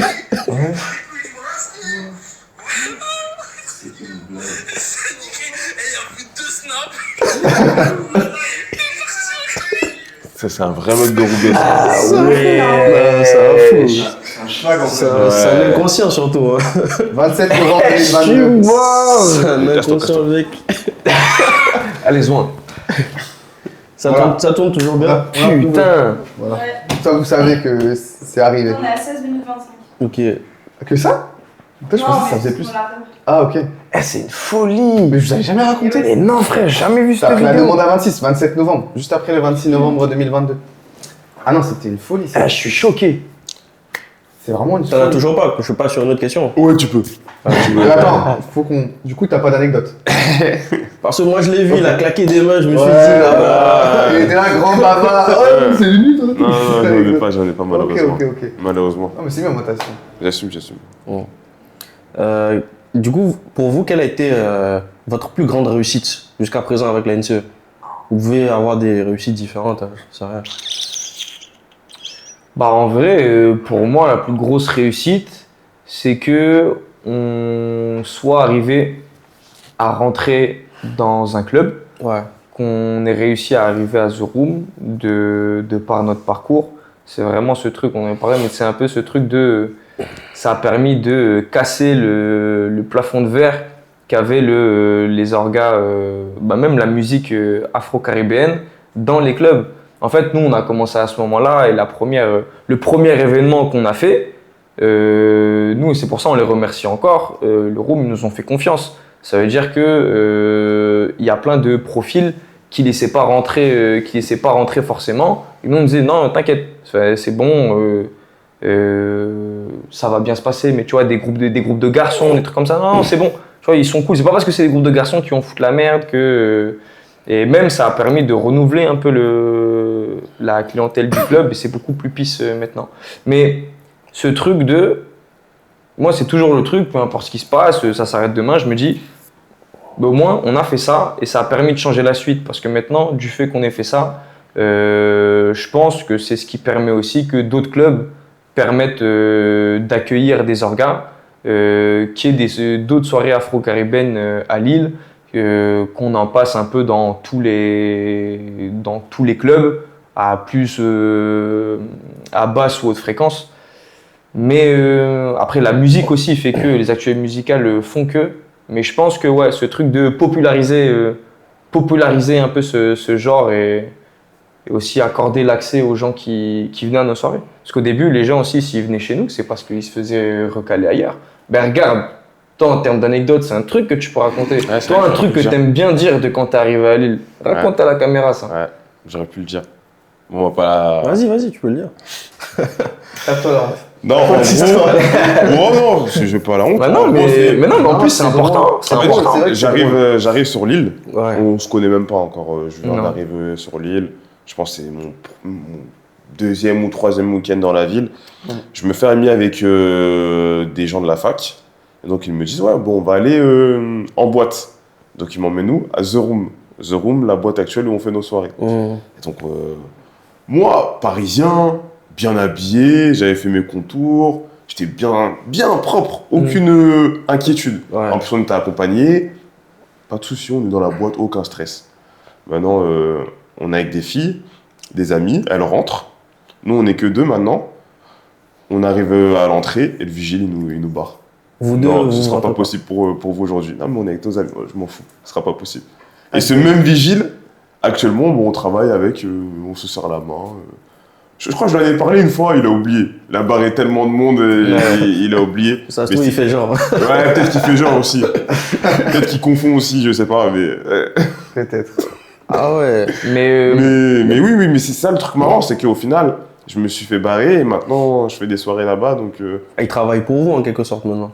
Entre gros guillemets, on va dire, puisqu'il est quand même employé par la boîte, mais on travaille avec lui. Voilà, on travaille ensemble. Ok. On travaille pas pour nous, on travaille pas pour lui, on travaille ensemble. Et donc, c'est ça, c'est...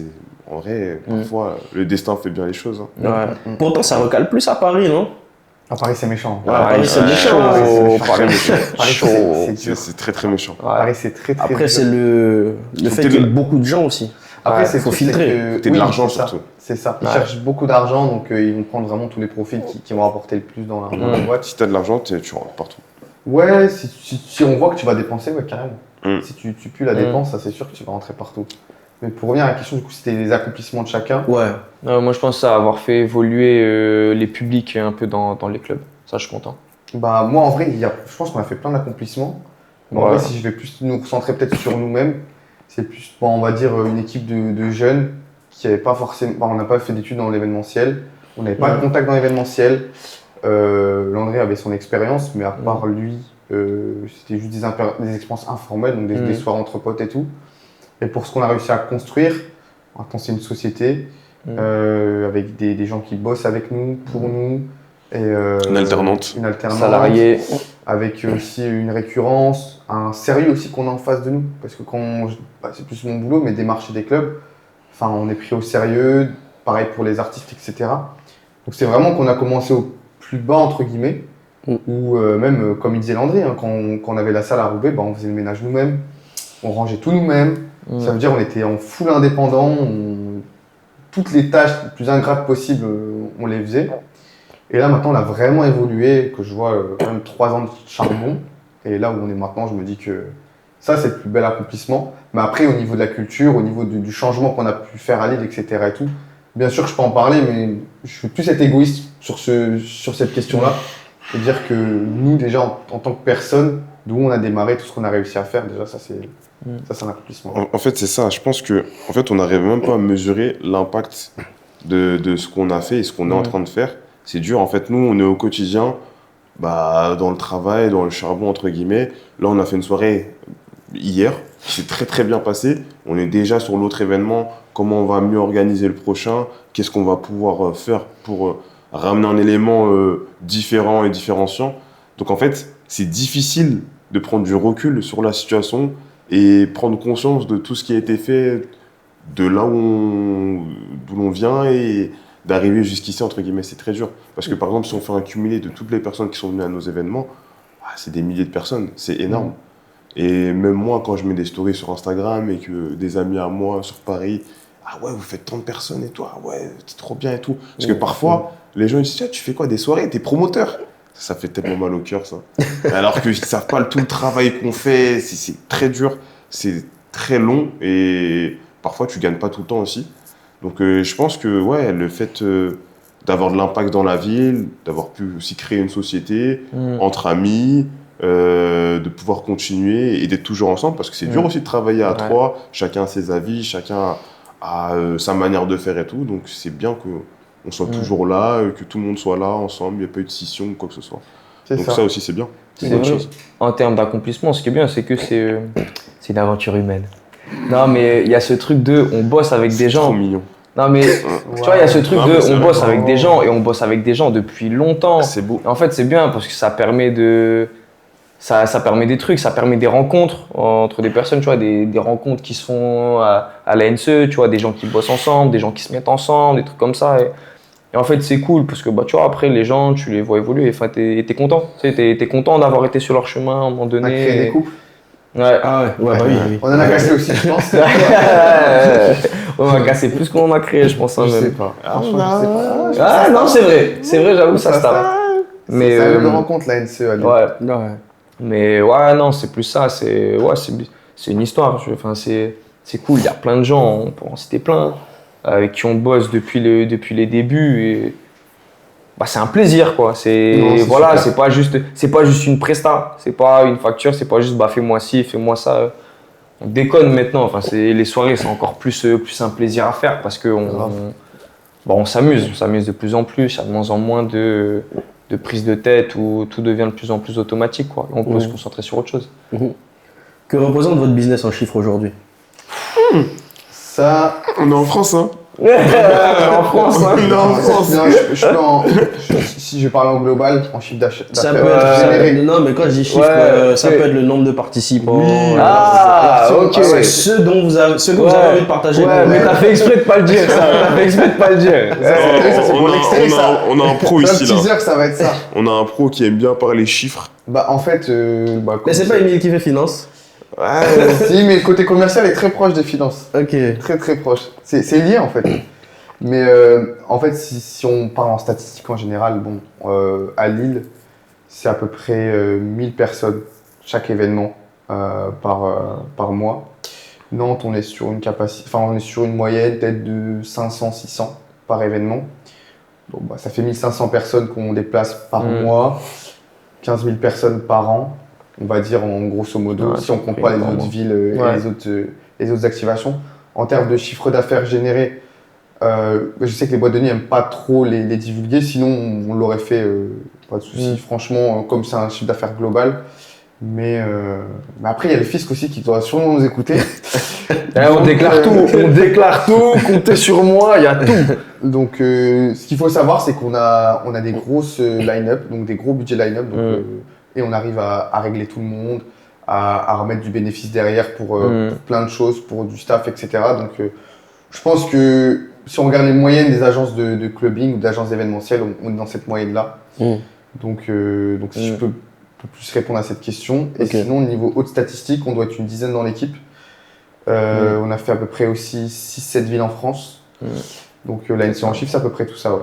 Et j'aimerais bien rajouter quelque chose dans les accomplissements, c'est on est un orga rentable.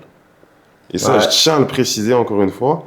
Et tant mieux, et il n'y a pas de souci, c'est ok. Si tu fais de la musique, tu ramènes des gens, tu gagnes pas forcément d'argent, tu fais ça pour la culture, pas de souci. Mais c'est important aussi de le préciser que nous, quasiment même tous nos événements, il y a de la rentabilité derrière, il y a du bénéfice qui est dégagé. Donc on ne fait pas de soirée à perte, on est sur fonds propres, personne nous finance. Mes premières soirées, c'était nos économies à nous, nos 500 € qu'on avait ici, nos 1000 €. Je me rappelle. Quand on faisait les comptes, à la fin, ok, toi t'as mis combien? Tiens, toi t'as mis combien? Puis après, si la soirée se passait mal, on était tapis, on était à perte. Le loyer, ça allait chaud. On était étudiants en plus. On était tous étudiants à ce moment-là. Donc, c'est très important de le dire. Fonds propres et bénéfice qui est dégagé. Donc, ça, et si on peut parler en chiffres sans parler de chiffres, rentable, et nous, ça, actuellement, on ne pourrait pas vivre que de ça. Donc, on a des activités chacun à côté. On ne va pas non plus mentir, faire les. Oui, bien sûr. Voilà, c'est un bon complément de revenus, c'est cool. Mais voilà, on fait pas. Gardez tous vos emplois, voilà. Ouais. Des soirées. Non, ces soirées, c'est cool. Amusez-vous. Faut pas croire tous les entrepreneurs Reste dans ton 35 heures. sur TikTok, etc. Ça, c'est un projet entrepreneurial. C'est une formation. C'est un kiff, Faites-le pour le kiff. Voilà, c'est un projet entrepreneurial. On le fait vraiment parce qu'on aime le faire. Maintenant, ça avance jamais au rythme qu'on veut. Je pense qu'il y a plein d'entrepreneurs que tu as dû interviewer qui t'expliquent que le processus est très long et pour en vivre, ça prend beaucoup de temps, c'est des sacrifices. Et pour l'instant, on n'en vit pas comme ils le disent. Mais voilà, ça fait toujours plaisir. C'est la petite récompense, entre guillemets, du travail qu'on fournit depuis des années. Parce que comme ils ont dit, de l'argent, on en a perdu. On s'est rencontrés à peu près avant l'été, je me souviens, 2022.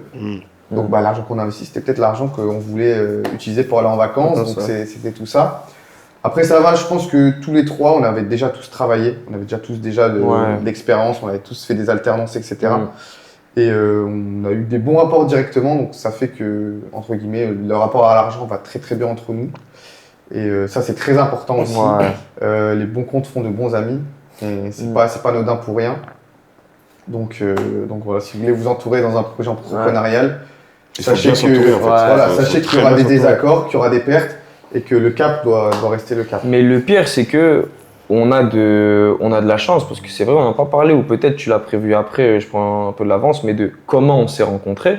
C'est vrai que moi, de base, Yanis, je le connais depuis le lycée. Ouais. Je l'ai rencontré en première ou en terminale.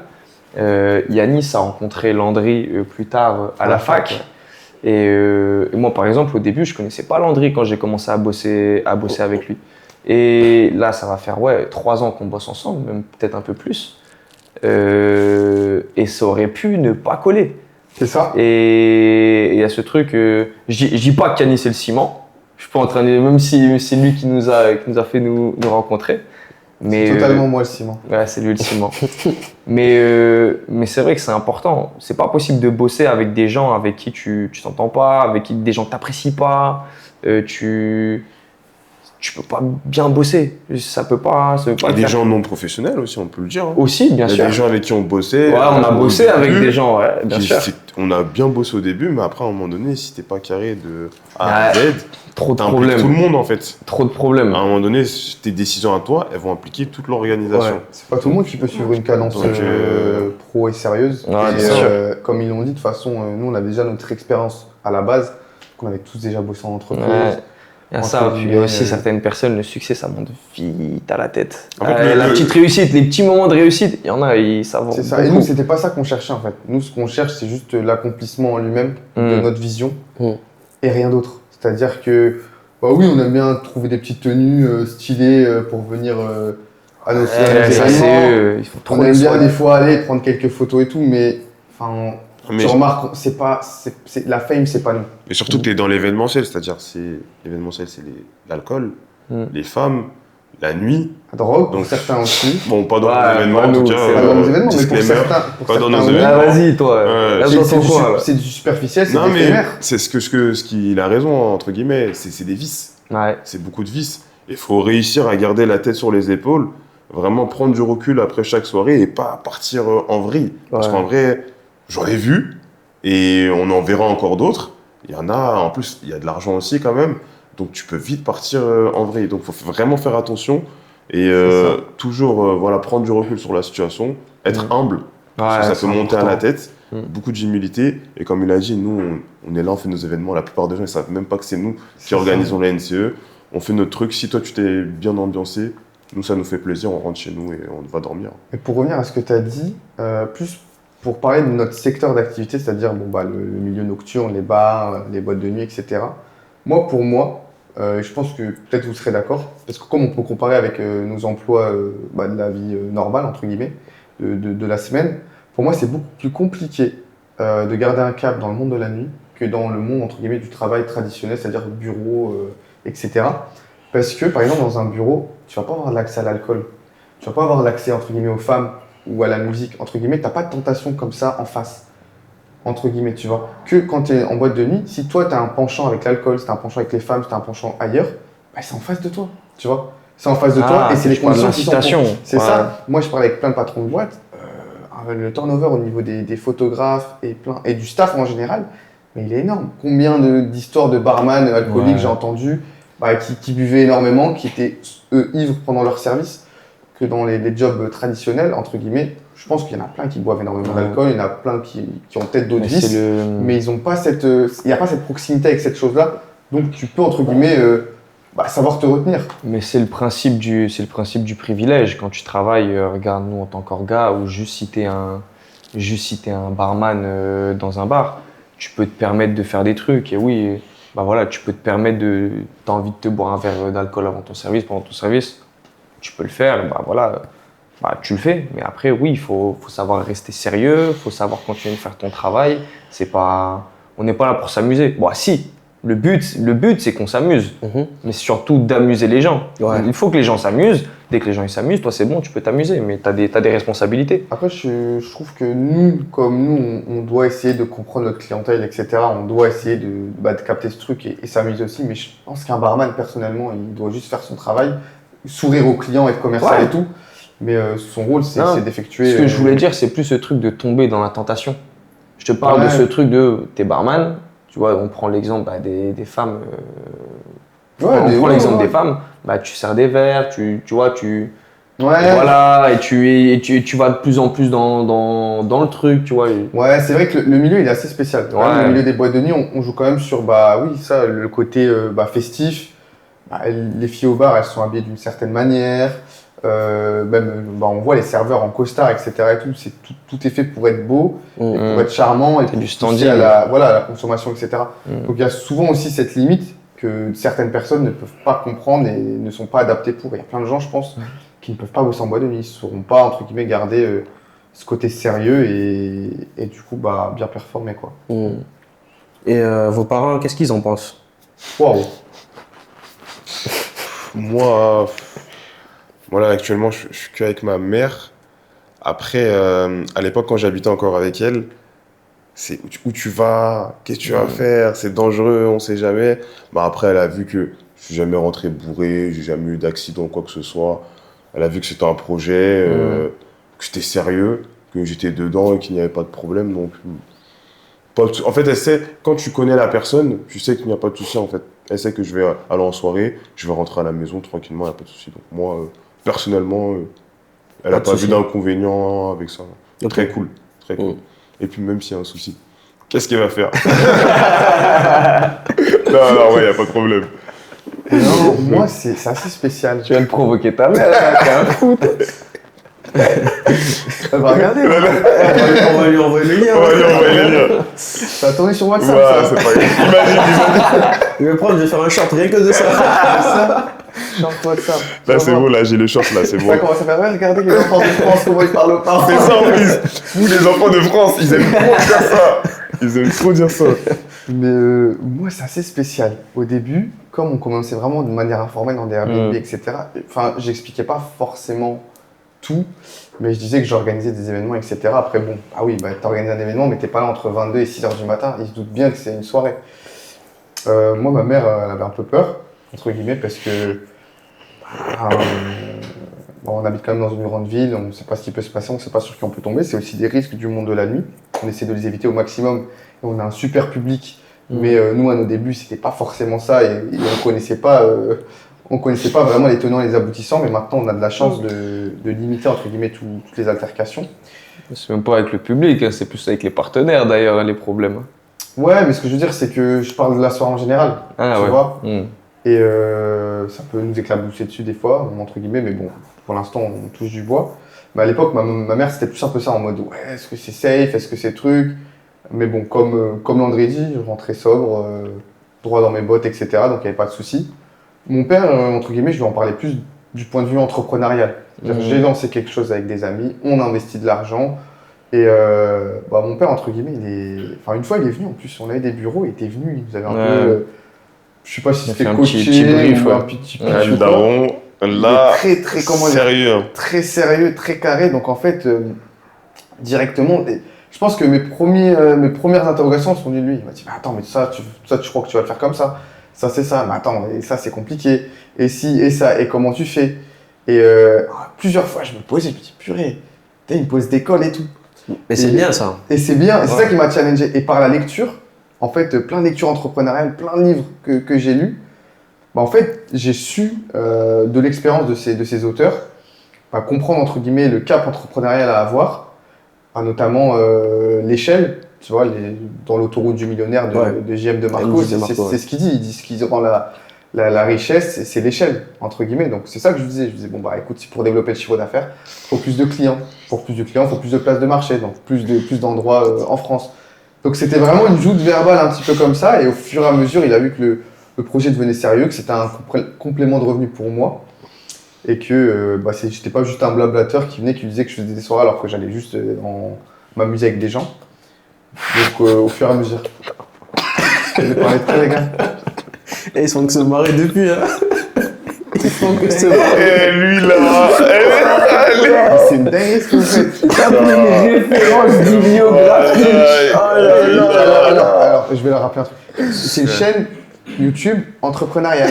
Pardon. Non, si on veut recentrer. Il a c'est ça. révisé avant de venir. Non, t'es bon, franchement, t'es bon. J'ai pas révisé. Beaucoup de respect. Beaucoup de J'ai pas respect. révisé forcément, mais c'est juste qu'on Ah, parle putain. d'entrepreneuriat. Non, mais t'as raison. Là, on parle de soirée parce que c'est ce que nous on fait, mais à la base, c'est pour parler d'entrepreneuriat. Beaucoup de respect, big respect. Ok. Ouais. Ah la vache. Ah, t'es bon, franchement, t'es bon. T'es très bon. Franchement, t'es très fort. Ouais, je te reconvoqué ta daronne. là. Non, mais vas-y, si tu veux que ce Non. soit. T'es très fort, franchement, t'es très respect, fort. big respect, Ah, mais vraiment. vous niquez mes sets là quand je parle.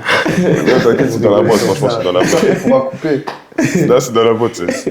Mais du coup, ouais, il a pris ça au sérieux quand c'est vraiment, ça a vraiment grossi. Et même le fait qu'on ait une société, que. Alors, en fait, il y a une évolution, c'est pas juste on arrive et. Ouais, c'est une dinguerie d'avoir une société. Hein. Ouais, Je sais pas. franchement, ouais. Dans Bah, l'imaginaire, en Je fait. savais pas que vous aviez une société. Je me Ouais. disais pas que c'était une société. Ouais. bah, d'habitude, Si. les organes, c'est plus des assos, Ouais. c'est plus des associations, etc. Mais il y en a plusieurs qui ont des sociétés aussi. C'est une dinguerie d'avoir une alternante aussi. Une alternante, ouais. C'est-à-dire qu'on a des revenus récurrents et qu'on peut payer Ouais. quelqu'un et être sûr de la payer.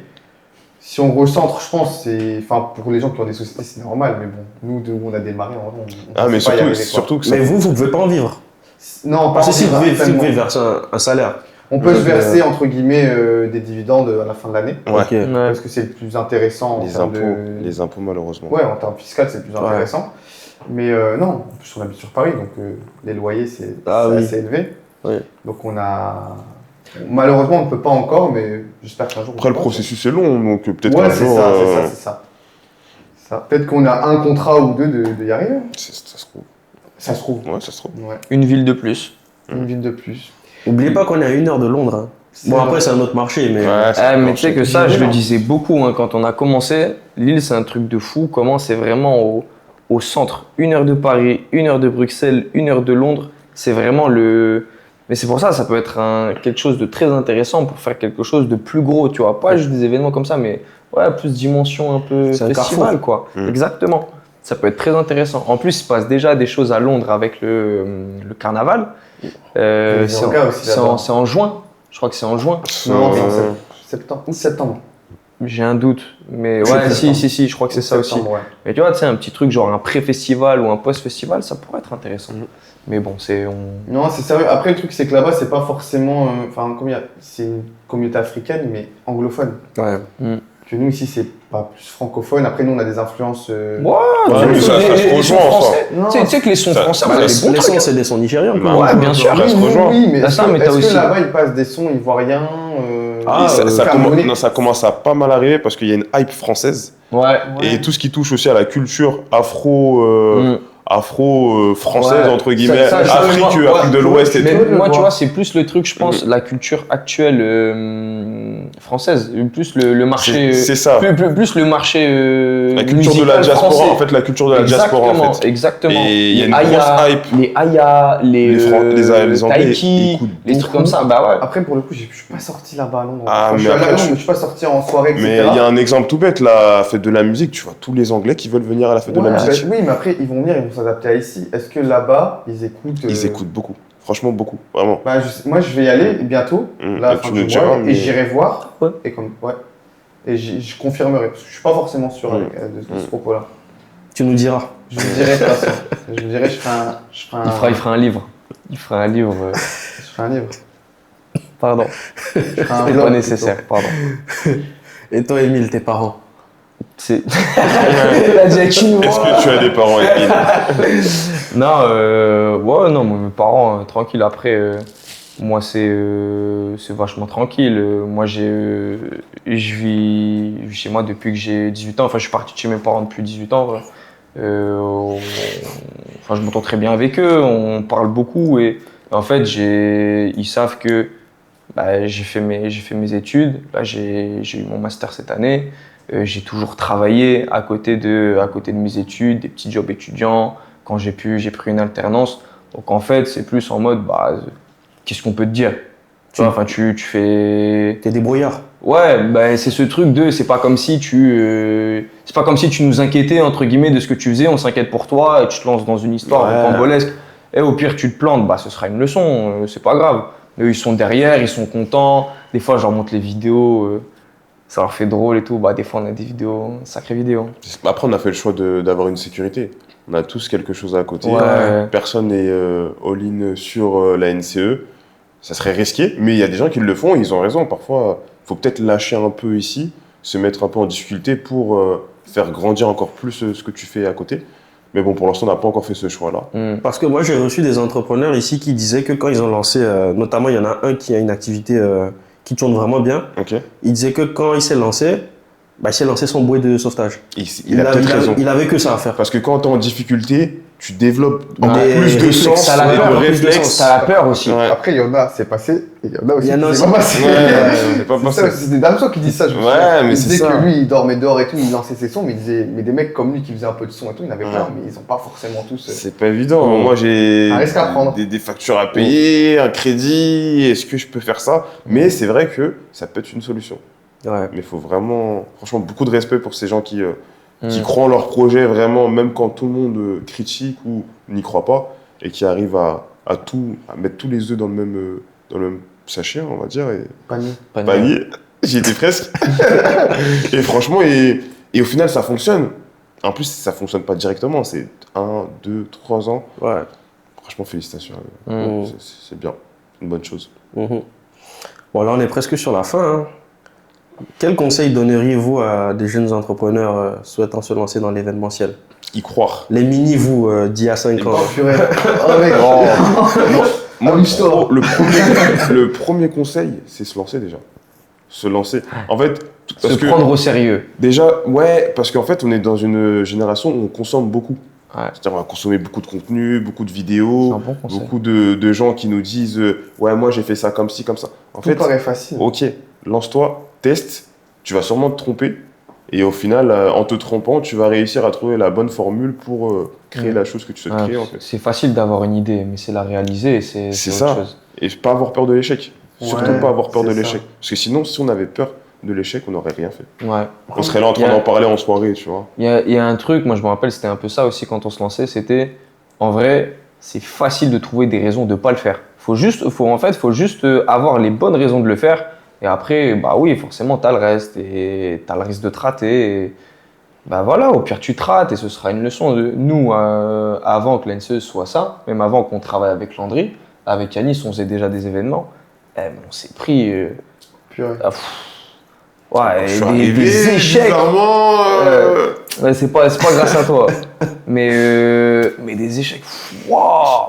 Ah, moi, je me rappelle des événements. Je me réveille le matin et je me dis, mais pourquoi je fais ça? Mais tu sais, des soirées où la musique marchait pas, le DJ nous plante, il y a rien qui marche, peu de personnes qui viennent, tu vois, et waouh. Moi, je pense- Et la soirée, elle est longue. C'est les pires soirées de ma vie. Pire soirée. Moi, je pense, comme Landry l'a dit, en fait, la génération de maintenant, genre, tout se consomme trop facilement Mm. et on veut tout de suite. Ouais, c'est ça. Et si nous, on avait voulu tout de suite, on avait été impatient, bah là, on ne serait pas là, on n'aurait pas tout ça à te raconter, tu Ouais. vois. Donc, je pense que la première chose, c'est déjà d'être patient, de bien s'entourer.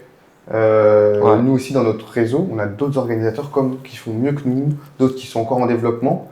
Donc, ça fait qu'entre guillemets, nos questions, nos interrogations, bah, c'est peut-être des choses qu'ils ont résolues il y a quelques soirées, et inversement aussi. Donc je pense que c'est bien s'entourer de gens qui font le secteur dans lequel tu es, tu vois. Genre s'entourer de personnes qui organisent, de DJ, etc. Comme ça crée un bon environnement. Bah, être patient, bien travailler, s'informer tout le temps, et essayer d'avoir une sécurité et prendre des risques. Là, on va s'essayer un nouveau truc.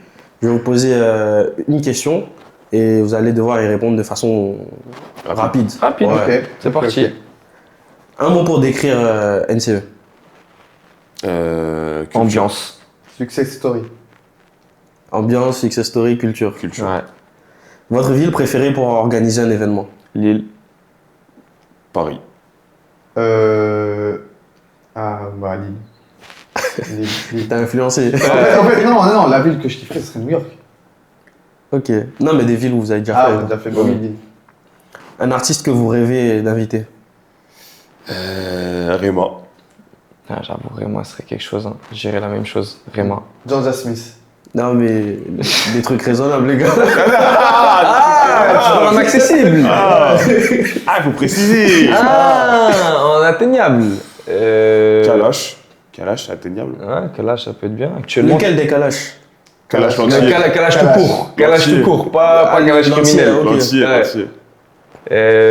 Non, moi actuellement, je te dirais Théodora. Théodora serait cool. Moi, Hamza. Ok. Le moment le plus stressant de votre parcours? Première soirée, hein. Les débuts, ouais, les débuts. Première soirée en salle. Première soirée en salle. Ouais, pareil, les débuts en house party. Ouais. Ouais, moi je pense que je vais prendre l'époque des house party aussi. Une chanson qui représente l'esprit de NCE. Chargé. Monaco. Ouais, moi je vais mettre Organize de HAK. Ouais, Monaco. Moi, je vais mettre Koulosa. Hein. Koulosa, Ouais, ça nous a Koulosa, c'est pas- vrai qu'elle est bien. Pas mal fait buzzer sur les réseaux à un moment, donc Koulosa. Ouais, Koulosa, vas-y, je te rejoins. Ok. Bah, c'était tout pour moi. Pardon, population. Non, mais Pardon. merci beaucoup à vous les gars, c'était vraiment cool. Merci à toi beaucoup. pour Merci à l'invitation. toi, Rachid. Ouais, ça fait plaisir de fou. On pensait pas plaisir. faire des podcasts si tôt, mais donc, non, c'est bien, ça fait plaisir. en tout Plaisir cas. partagé. C'est-à-dire Merci que pour le travail est l'opportunité. reconnu. Merci Opportunité beaucoup. de parler. Merci beaucoup. Très bien les amis, comme vous avez pu le voir, le podcast, bon, il était un peu long, mais c'était des histoires qui valaient d'être racontées. Et je vous invite donc à vous abonner, partager si ça s'il y a des moments qui vous ont marqué, lâchez un commentaire pour améliorer le référencement de la vidéo. Et moi je vous dis ciao, à la prochaine.